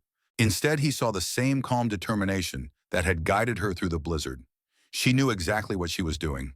With deft movements that spoke of Sophie's careful teaching, Lucy fitted the halter over Whisper's head. The yearling accepted it without resistance, as if they'd practiced this moment 100 times. Lucy looked at Thomas, her gaze steady. "I have to go," that look said. "I have to find them." "Not alone," Thomas said firmly. He turned to Davis. "How many officers can you get here?" "2 units, maybe 15 minutes out," the sheriff replied. "But this storm has roads blocked all over the county." "Not enough time," Maya said. "If someone's hunting those horses—" "Blackwood," Thomas growled. "Has to be." Lucy was already leading Whisper from the barn, the yearling following with complete trust. She paused at the doorway, looking back at the adults with an expression that clearly asked, "Are you coming?" Thomas grabbed his medical kit from where he'd dropped it the previous night. "I'm with you, Lucy." Olivia and Maya exchanged glances, then nodded in unison. "Us too," Davis sighed heavily. "I'll take the snowmobile and try to circle around from the east. You follow Lucy. But Thomas, no heroics. If you find someone with a gun, you stay back and wait for my officers." Thomas agreed, though privately he knew he would do whatever necessary to protect the wild horses that had somehow become entwined with his granddaughter's healing. They set out across the snow-covered pasture, Lucy riding bareback on Whisper, with a confidence that reminded Thomas painfully of Sophie. The yearling moved with surprising strength through the deep snow, forging a path that the adults followed. A third shot echoed across the valley. Whisper's ears flicked toward the sound, but the young horse didn't falter, continuing steadily in the direction of the gunfire, toward whatever danger awaited beyond the next rise. Thomas felt the weight of the unopened foreclosure notice in his pocket, the uncertainty of the town's pending decision, the looming threat of Blackwood's development plans. Yet somehow in this moment, none of that mattered. Only Lucy riding toward danger with the quiet courage of someone who had already faced their greatest fear and survived. Ahead, Whisper crested a small rise. Lucy balanced perfectly on his back. They paused for a moment, silhouetted against the morning sky, a tableau of fragile harmony between wild and tame, broken and healing, silent and eloquent. Then they disappeared over the ridge, descending toward whatever fate awaited the wild horses of Elkhorn Valley. The world narrowed to the rhythm of hooves through snow and the steady sound of Whisper's breathing. Lucy leaned low over the yearling's neck, her fingers twined in his coarse mane. The rope halter was merely a formality. Whisper moved with her slightest guidance as if they shared one mind, one purpose. Behind them, Thomas struggled to keep pace, his boots breaking through the snow's crust with each labored step. Maya and Olivia flanked him, all three adults, watching the small figure on horseback with a mixture of awe and trepidation. "She rides like she was born to it," Maya murmured. "Sophie started teaching her when she was 4. Thomas replied, his breath forming clouds in the cold air. Said Lucy had a natural seat. Another gunshot cracked across the valley closer now. Lucy straightened, alert as a deer scenting danger. She signaled Whisper with the lightest pressure of her knees, and the yearling veered toward a stand of pines that offered cover as they approached the source of the shots. Thomas increased his pace, ignoring the burning in his legs and lungs. He'd spent decades treating animals in all weather conditions, but age had taken its toll. The trek through the blizzard had depleted his reserves, and now fear for Lucy drove him beyond exhaustion. When they reached the pines, Lucy had already dismounted. She crouched at the edge of the tree line, Whisper standing protectively beside her. Thomas dropped to his knees next to his granddaughter, following her gaze across an open meadow still pristine, except for a single set of tracks. There at the far edge where meadow met forest lay Phantom. The black mare was down, a dark stain spreading beneath her on the snow. She still held her head up ears, moving weakly as thunder circled her in obvious distress. The red stallion paced a tight perimeter around his fallen companion, stopping periodically to nudge her with his muzzle, encouraging her to rise. "She's been shot," Olivia whispered, raising binoculars. "Left flank. She's losing blood." Lucy made a small, involuntary sound, not quite a word, but the first vocalization Thomas had heard from her in 13 months. Her face was rigid with concentration as she studied the scene, taking in every detail with a child's perfect clarity. "Where's the shooter?" Thomas scanned the tree line beyond the fallen mare. "There." Maya pointed to movement at the forest edge. "2 figures. One has a rifle." Through her binoculars, Olivia tracked them. "I don't recognize them. Not locals." "Hired guns," Thomas said grimly. "Blackwood wouldn't do his own dirty work." "Hardy." Lucy tugged at his sleeve, pointing urgently at Phantom, then opening her hands in a gesture that clearly asked, "Can we save her?" Thomas assessed the situation with a veterinarian's practiced eye. "If the bullet didn't hit anything vital, maybe. But we need to get to her quickly, stop the bleeding, keep her temperature stable." "With 2 armed men standing guard," Maya questioned, "we need to wait for the sheriff." Lucy shook her head emphatically. She pointed again at Phantom, then drew a finger across her own throat. "She'll die if we wait." Thomas knew she was right. The mare was already weakening, her head, drooping lower with each passing minute. Blood loss and exposure would kill her long before help arrived. "We need a distraction," he decided. "Get those men away from Phantom so we can reach her." Olivia was still watching through the binoculars. They seemed to be waiting for something, or someone. "Blackwood," Thomas guessed, coming to verify his handiwork. Lucy had gone very still, her focus inward, as if listening to some internal voice. Then with sudden decision, she turned to Whisper. She stroked the yearling's face, once gazed into his eyes with fierce intensity, and whispered something too soft for the others to hear.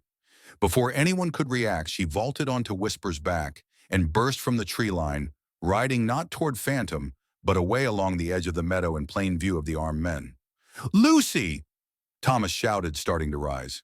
Maya pulled him back down. "Wait, look!" The men had spotted Lucy and Whisper.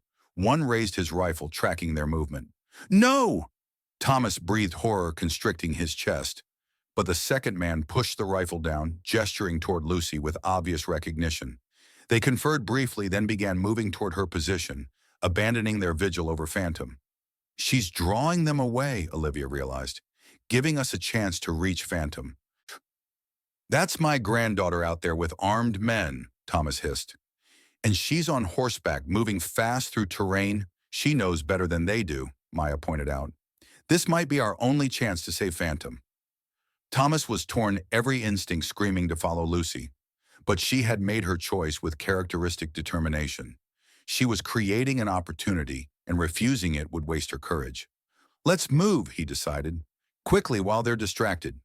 They circled wide through the trees, approaching Phantom from the opposite direction. Thunder spotted them, immediately positioning himself protectively before the fallen mare had lowered in warning. Thomas stopped, holding up empty hands. Easy, boy. We're here to help. The stallion pawed the snow, unconvinced. Olivia slowly removed her coat, letting Thunder catch her scent.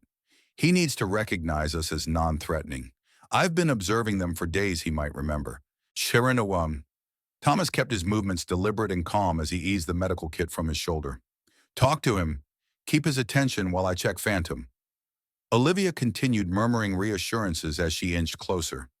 Thunder remained tense but allowed her approach.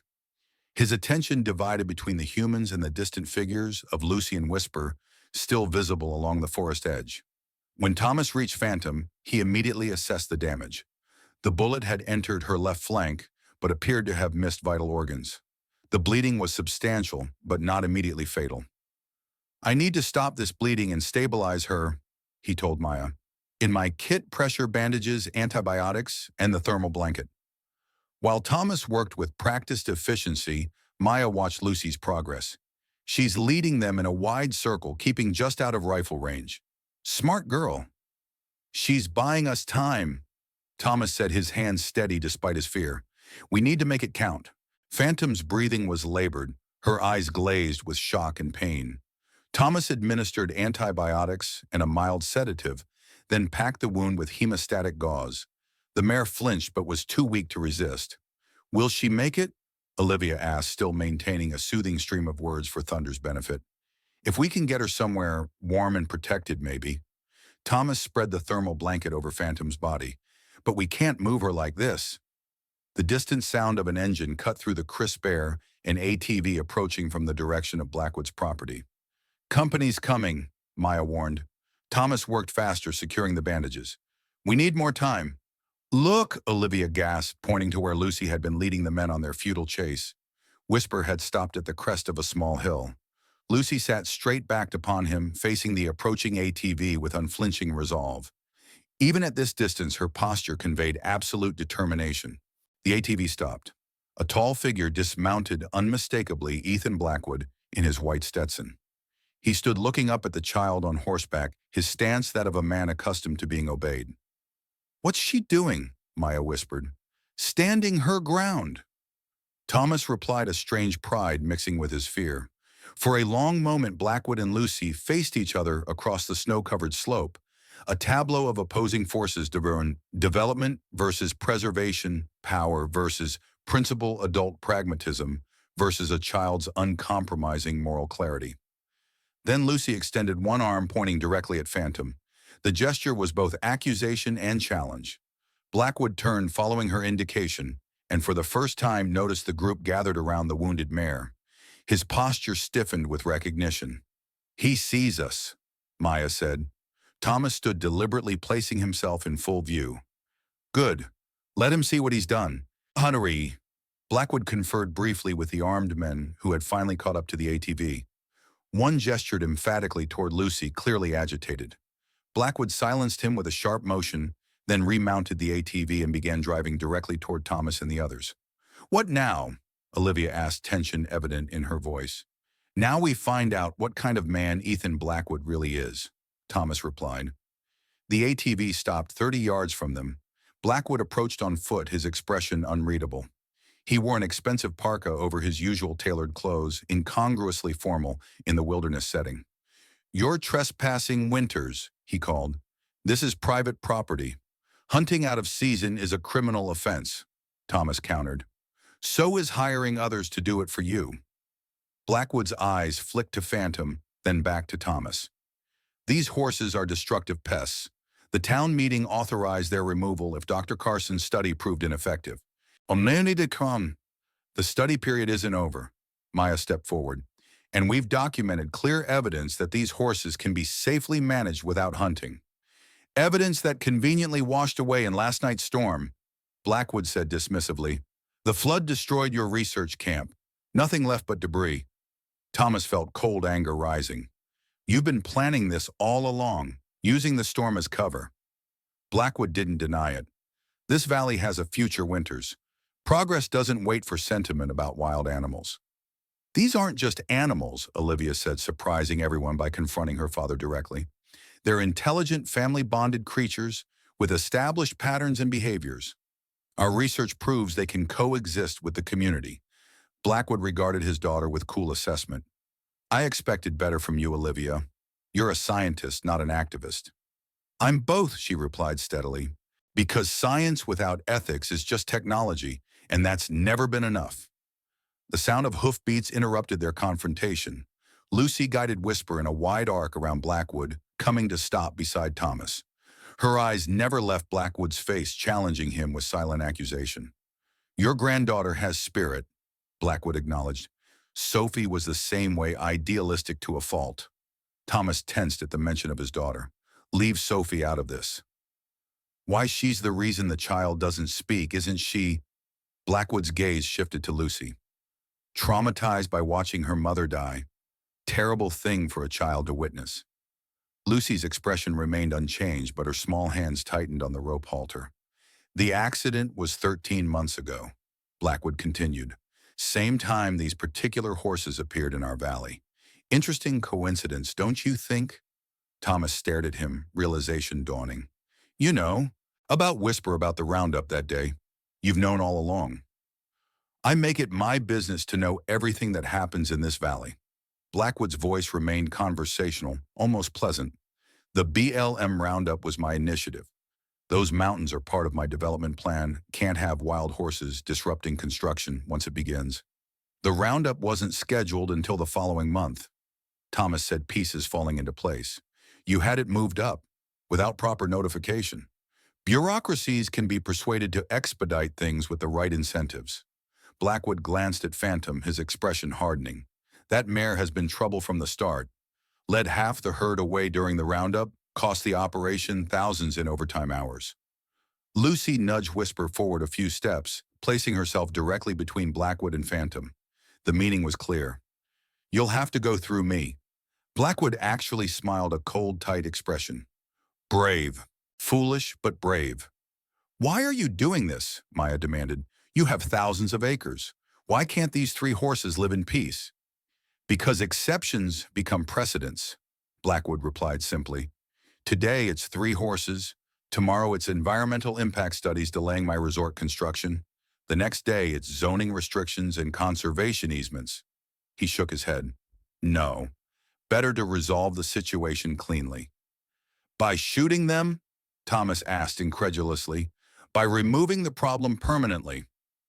Blackwood gestured to his men who had maintained a watchful distance. These horses are suffering. The mare is fatally wounded. The humane thing is to end it quickly. As if understanding his words, Thunder moved to stand beside Phantom, his posture protective and defiant. Whisper completed the tableau, positioning himself with Lucy as the last line of defense. No one is shooting any more horses today, came a new voice. Sheriff Davis emerged from the trees, rifle raised. Behind him, 2 deputies spread out, covering Blackwood's hired men. Perfect timing, Sheriff, Thomas said with genuine relief. Davis approached cautiously, his gaze taking in the wounded mare and the standoff in progress. Got your location from the snowmobile's GPS tracker. Followed the gunshots. He addressed Blackwood directly. Want to explain why you're hunting out of season on a protected species, Ethan? These are feral horses damaging private property, Blackwood replied smoothly. The town meeting authorized their removal. After Dr. Carson's study concluded, Davis corrected, which it hasn't, and even then the authorization was for humane relocation, not shooting them from hiding. He nodded toward the hired men. Using unregistered hunters from out of county doesn't help your case either. Blackwood's confident facade cracked slightly. This is a waste of time, Davis. You know as well as I do that my development project means jobs and tax revenue for this entire valley. Maybe so, Davis acknowledged, but we still have laws, and right now you're breaking several of them. While they argued, Thomas returned his attention to Phantom. The mare's condition was deteriorating rapidly, her breathing shallow and irregular. We need to get her to the barn, he told Olivia quietly. She needs warmth fluids and better medical attention than I can provide here. How we can't move her in this condition, and we can't bring a trailer through this snow. Lucy had dismounted and knelt beside Phantom, her small hand resting on the mare's neck. She looked up at Thomas with a question in her eyes. I don't know, Pumpkin, he admitted. She's very weak. Lucy's face set with familiar determination. She stood and walked deliberately to Sheriff Davis, tugging on his sleeve to get his attention. What is it, Lucy? The sheriff asked momentarily, distracted from his confrontation with Blackwood. Lucy pointed to Phantom, then to the ATV, then made a pulling motion with her hands. You want to use the ATV to pull something, Davis interpreted. A sled for the horse. Lucy nodded vigorously. Might work, Thomas said, hope kindling. We could make a travois from tree branches, use the thermal blankets as a sling. The ATV could pull it back to the ranch. You're not using my vehicle to save that pest, Blackwood objected. Davis regarded him coolly. Your choice, Ethan. Cooperate and face fines for hunting violations, or obstruct and add animal cruelty charges. The county prosecutor would have a field day with the second option. Blackwood's jaw worked silently, calculation evident in his eyes. Finally, he nodded curtly. Fine. Use the ATV. But this changes nothing about the development project. One problem at a time, Davis replied. They worked quickly, cutting pine branches to create a sturdy frame, then padding it with thermal blankets. Thomas administered another sedative to keep Phantom calm during transport. The mare was now too weak to resist, her once proud head resting heavily on the snow. The most challenging part was loading her onto the improvised travois. It took all of them, Thomas, Maya, Olivia, Davis, and even one of the deputies, to carefully roll and lift the large horse onto the sling. Thunder watched nervously throughout the process, snorting and pacing, but never abandoning his fallen companion. When they were ready, Davis took control of the ATV. I'll drive slowly. Thomas, you monitor the horse. Olivia, you lead the stallion if he'll follow. Maya, take my deputies and escort Mr. Blackwood and his friends back to town. I want statements from everyone. Lucy had already remounted, Whisper positioning herself beside the travois, where Phantom could see her. The black mare's eyes, though dulled with pain, tracked the child's movements with evident recognition. What about the foreclosure? Thomas asked Davis quietly. The bank delivered final notice yesterday. The sheriff looked surprised. You didn't hear the university called the bank this morning. They're partnering with you on some kind of equine therapy research program, provided full funding and loan guarantees. Mayor Johnson announced it at the emergency council meeting after the storm. Thomas stared at him in disbelief. What research program? Davis nodded toward Lucy and Whisper. That one, I'm guessing. Something about trauma recovery in children and horses. Maya's been setting it up all week, according to the mayor. Thomas turned to find Maya watching him with a small smile. Surprise, she said. I was going to tell you once we had the final approval. The study of the wild horses was just phase 1. The university wants to establish a permanent research center focused on equine-assisted therapy for trauma victims, using your methods and expertise. My ranch, my horses, Thomas realized, and Lucy's connection with Whisper as the cornerstone case study. If you agree, of course. For a moment, Thomas couldn't speak, overwhelmed by the sudden reversal of fortune. Then he nodded, emotion tightening his throat. Of course I agree. The journey back to Echo Mountain Ranch was slow and arduous. Davis drove the ATV with painstaking care, avoiding bumps and dips that might further distress the wounded mare. Thomas walked alongside the travois, monitoring Phantom's condition and adjusting her medication as needed. Lucy and Whisper maintained their position as equine escort the yearling, moving with the calm assurance of a horse 3 times his age. Most remarkable was Thunder's behavior. The stallion followed the strange procession without restraint, maintaining a constant vigil over Phantom. Occasionally he would approach the travois, touching his muzzle briefly to the mare's face, as if reassuring himself of her continued survival. I've never seen anything like it, Olivia commented as they crested the final rise before the ranch. Wild stallions don't typically show this level of bonded behavior. They're territorial protective of their mares as property, but this, she gestured to Thunder's evident concern. This is something deeper. Family, Thomas said simply. They're family to each other, just like we are.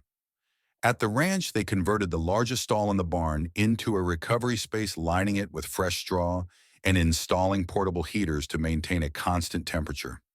With Olivia's help, Thomas removed the bullet Aegori 30.06 round that had fortunately passed through muscle without hitting bone or vital organs, then thoroughly cleaned and sutured the wound. Throughout the procedure, Lucy sat on a hay bale just outside the stall, Whisper standing beside her. Thunder paced nervously in the barn aisle, unwilling to leave despite his instinctive fear of confinement. By evening, Phantom's condition had stabilized. Her breathing was stronger, and she had accepted small amounts of water.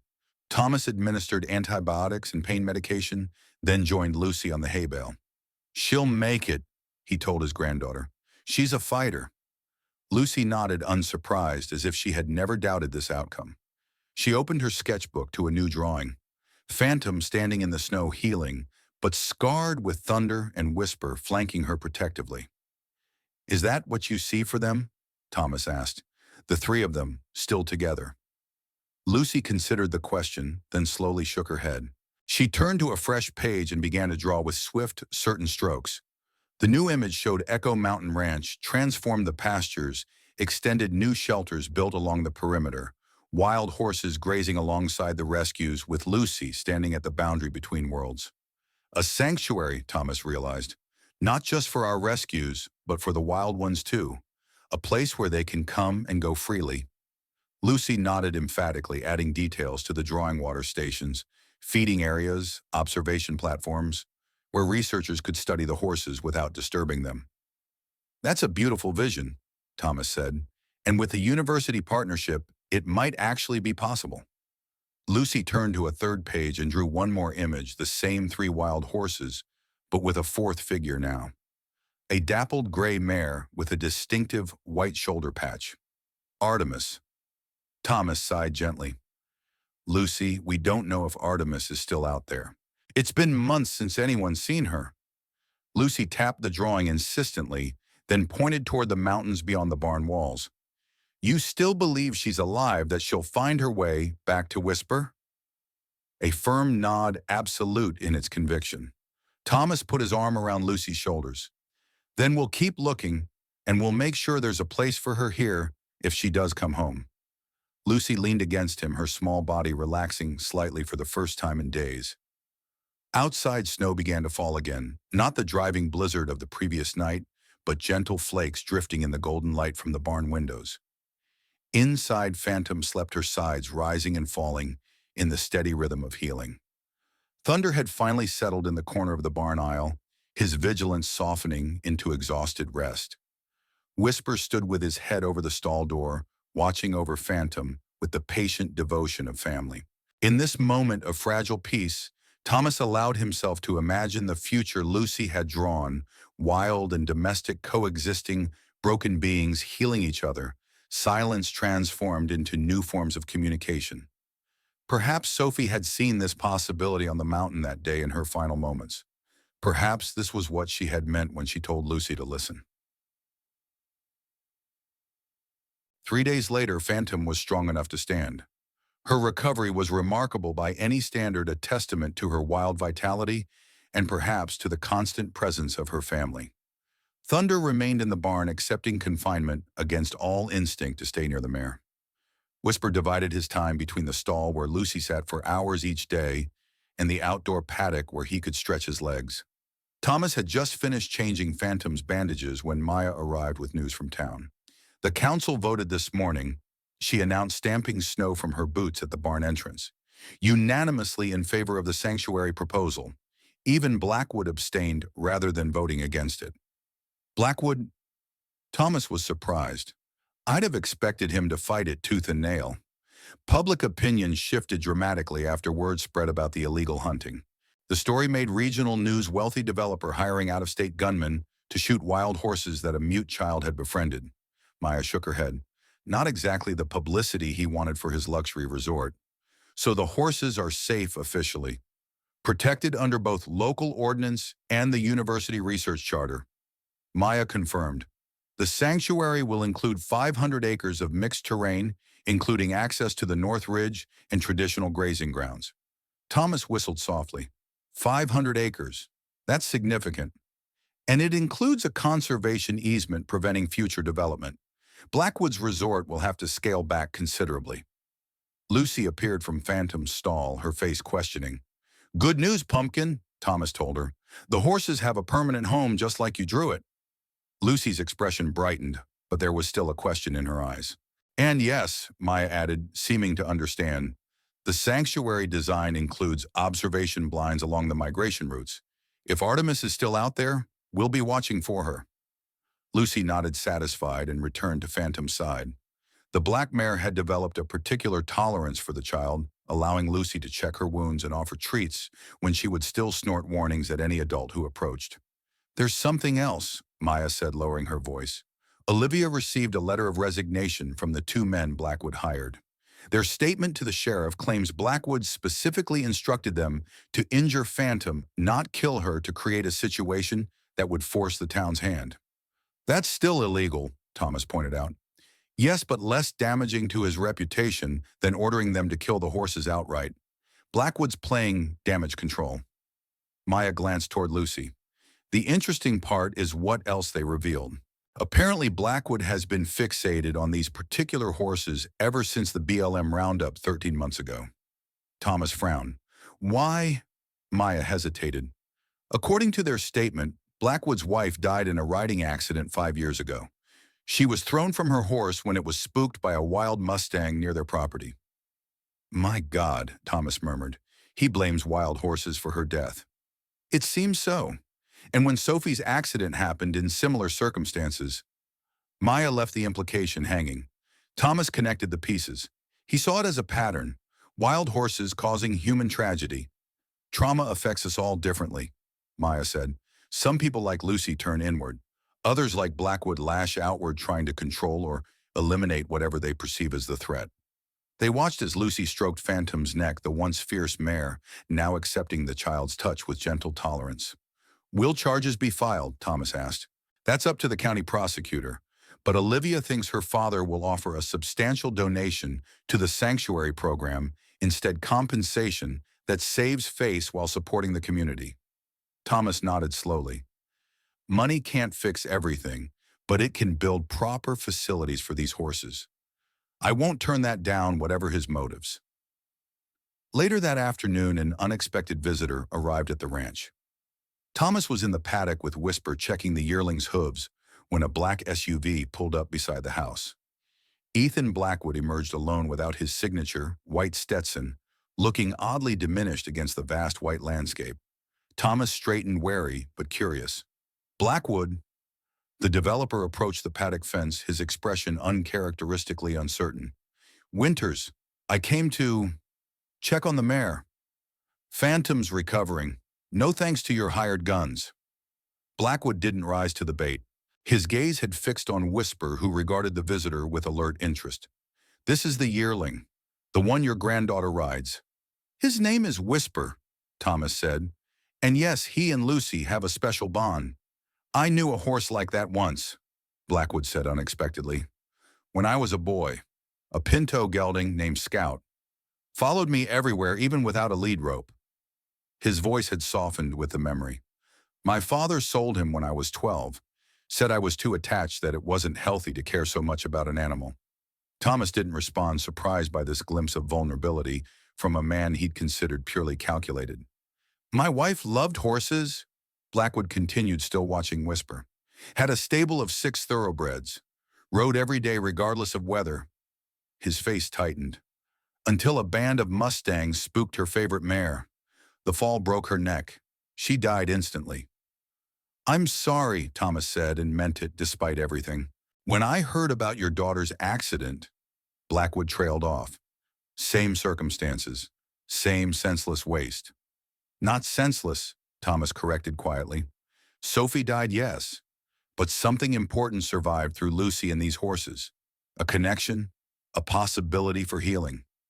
Blackwood's expression remained closed, but he didn't dismiss the idea outright. Your granddaughter still doesn't speak, not with words, but she communicates in other ways.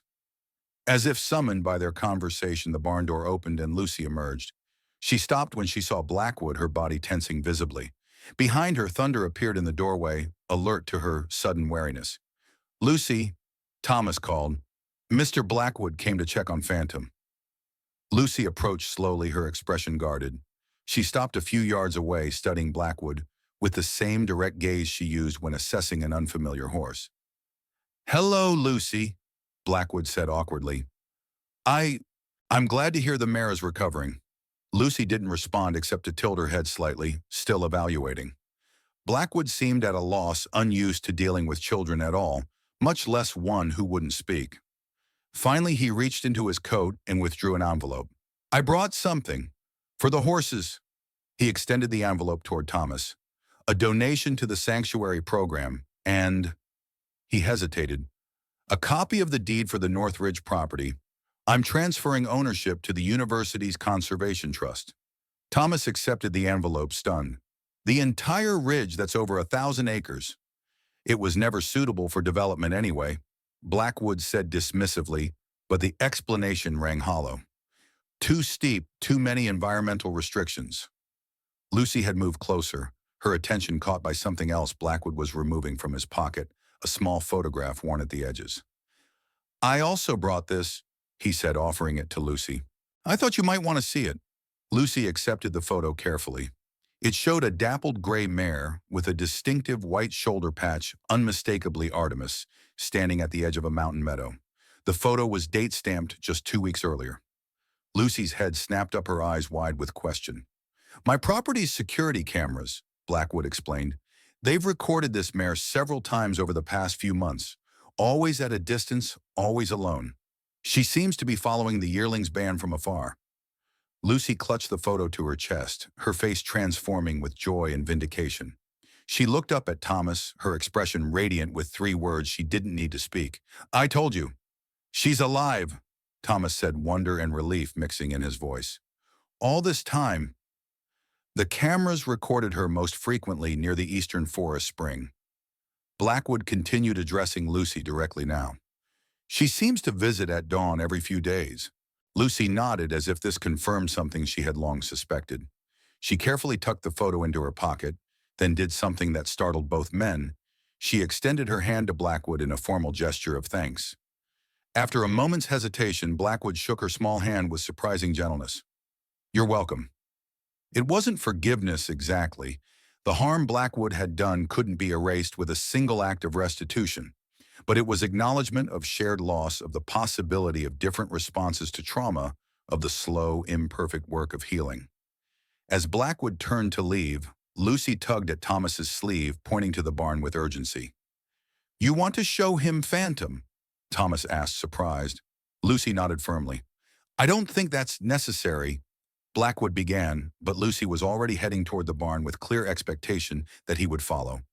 Inside, Phantom stood alertly in her stall, ears pricked forward at the unfamiliar visitor. The mare's wound was healing well, though the scar would remain visible, a permanent reminder of how close she had come to death.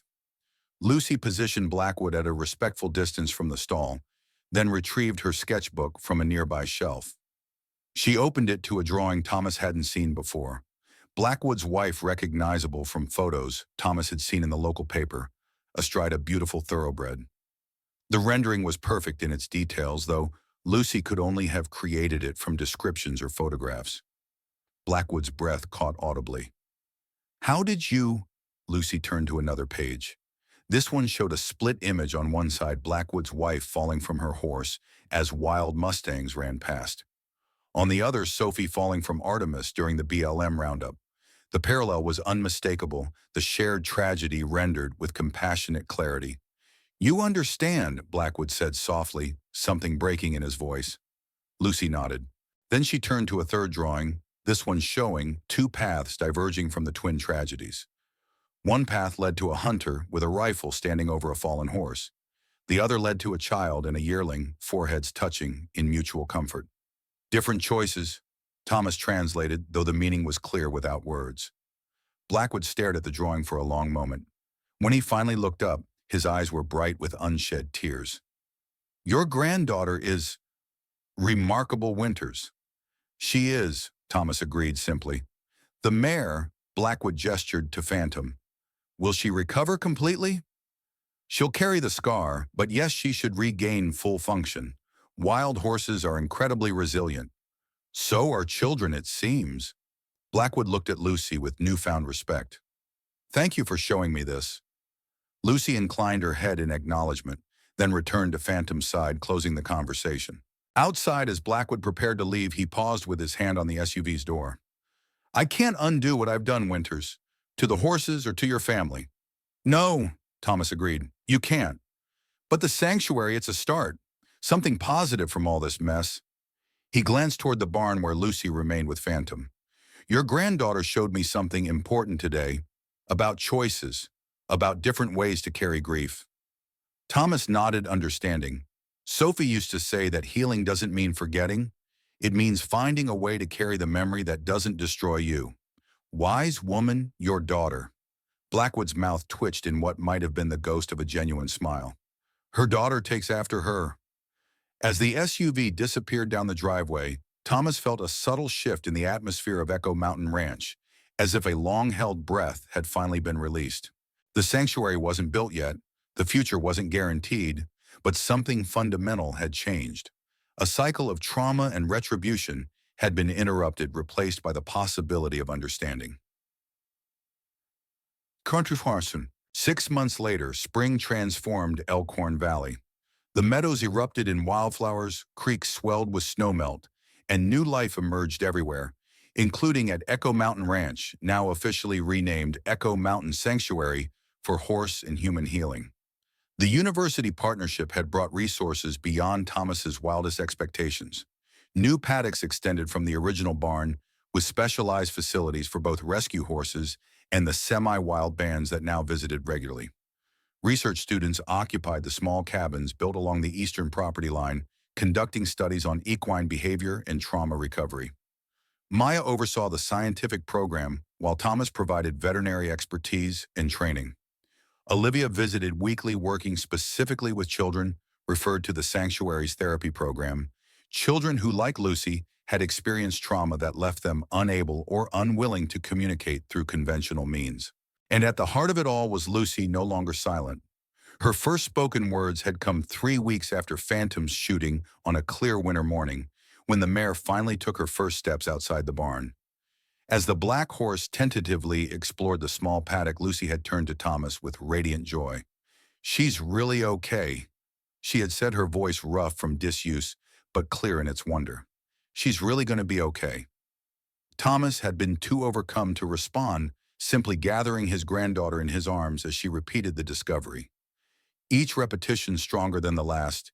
She's okay. I'm okay. We're all going to be okay. Now on this perfect spring morning, Lucy sat on the top rail of the observation paddock, clipboard in hand, taking notes on the newest arrivals, a small band of wild horses recently discovered in the high country, being gradually acclimated to human presence through the sanctuary's protection program. They're from the same herd as Phantom, she explained to a group of elementary school children gathered below her. See how they move together? That's because they're family, not by blood but by choice. Wild horses choose their families. The children watched in awe as the small band grazed peacefully, showing none of the terror that had marked Phantom's initial encounters with humans. Do they all have names? A small boy asked. They do now, Lucy replied with a smile. We learn their names by watching them, by seeing who they really are. At the edge of the sanctuary, where maintained pasture gave way to wild meadow, Phantom, Thunder, and Whisper grazed together, no longer confined, free to come and go as they pleased, yet choosing to remain within sight of the ranch. Phantom's coat gleamed in the spring sunshine, the scar on her flank barely visible from a distance. Thunder maintained his vigilant nature, but had grown comfortable with the sanctuary's routine. And Whisper, now a young stallion rather than a yearling, still responded to Lucy's call with immediate recognition. Thomas watched from the porch, a mug of coffee warming his hands. At 68, he felt more energized than he had in decades. The sanctuary had given him purpose beyond his veterinary practice, a legacy that honored Sophie while creating something entirely new. He was about to call Lucy in for lunch when he noticed her suddenly straighten her attention, fixed on the ridge. Following her gaze, he saw a solitary figure at the forest edge, a dappled gray mare with a distinctive white shoulder patch. Artemis had returned. The mare stood motionless, watching the activity below with evident caution. Whisper had noticed her too.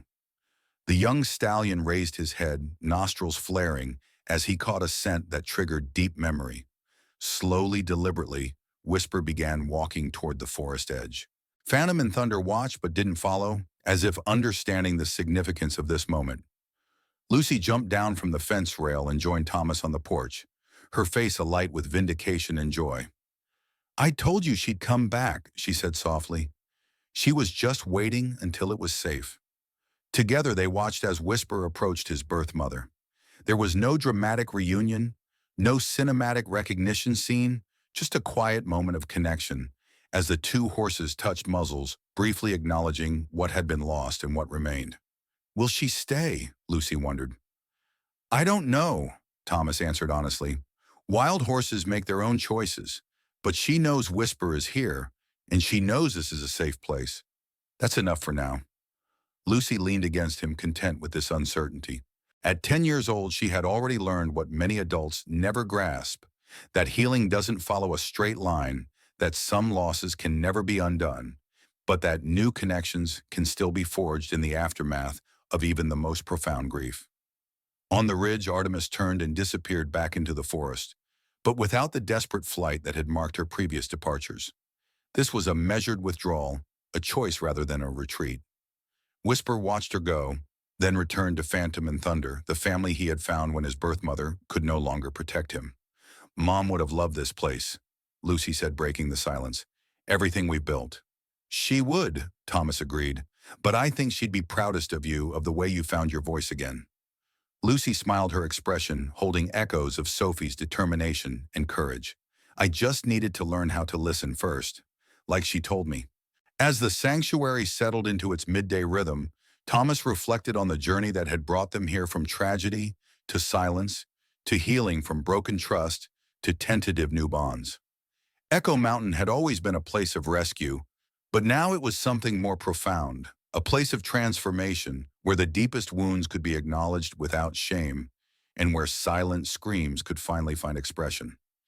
In the paddock, Whisper raised his head and whinnied toward the forest where Artemis had vanished, not a call of distress, but a message: "I am here. This is home. You are welcome." The sound echoed across the valley, a voice that had found its purpose, breaking the silence that had once seemed permanent. Lucy closed her eyes, listening. "She'll come back," she said with quiet certainty. "Maybe not today or tomorrow, but she'll come back when she's ready." Thomas put his arm around his granddaughter's shoulders, knowing she was right. Some journeys took longer than others, some healing happened in stages rather than moments, but the path remained open for wild horses, for wounded humans, for all those whose voices had been temporarily silenced by pain, too deep for words. The sanctuary would be waiting as long as necessary for those still finding their way home. After the credits, a simple scene: Maya stands at the observation platform, binoculars raised. "Movement on the North Ridge," she calls. "New band coming in." Thomas looks up from the medical chart he's reviewing. "Wild or feral?" "Wild. Definitely wild." Maya's voice carries a note of excitement. "At least 12, including foals." Lucy emerges from the barn, clipboard in hand. She exchanges a glance with Thomas, a silent question passing between them. Thomas nods. "Ready for a new adventure, pumpkin?" Lucy grins, the expression transforming her from serious researcher to joyful child in an instant. "Always." As they walk together toward the observation point, Whisper appears from the paddock, falling into step beside Lucy, like a shadow made flesh. Behind them, Phantom and Thunder watch from the fence line, sentinels guarding the sanctuary that had once seemed impossible. For those who knew how to listen, the mountain had always whispered its secrets. Now those whispers had found an answer in the voices of horses running free, And in the words of a child who had learned that silence, like speech, was a choice rather than a sentence. And the work of healing continued one story at a time. The mountains still stand unchanged by the human dramas that unfold beneath them. Snow still falls. Wild horses still run. The world spins on. But Lucy is forever transformed. From the ashes of tragedy, she has built something new. Not just a sanctuary for horses, but a bridge between worlds that once seemed impossibly distant. What does it mean to truly heal? Not to erase the scars, but to wear them with dignity. Not to forget, but to remember without drowning in the memory. Perhaps this is what Sophie meant in her final moments, that listening goes deeper than hearing. That some connections transcend words, transcend death, transcend even the boundaries between species.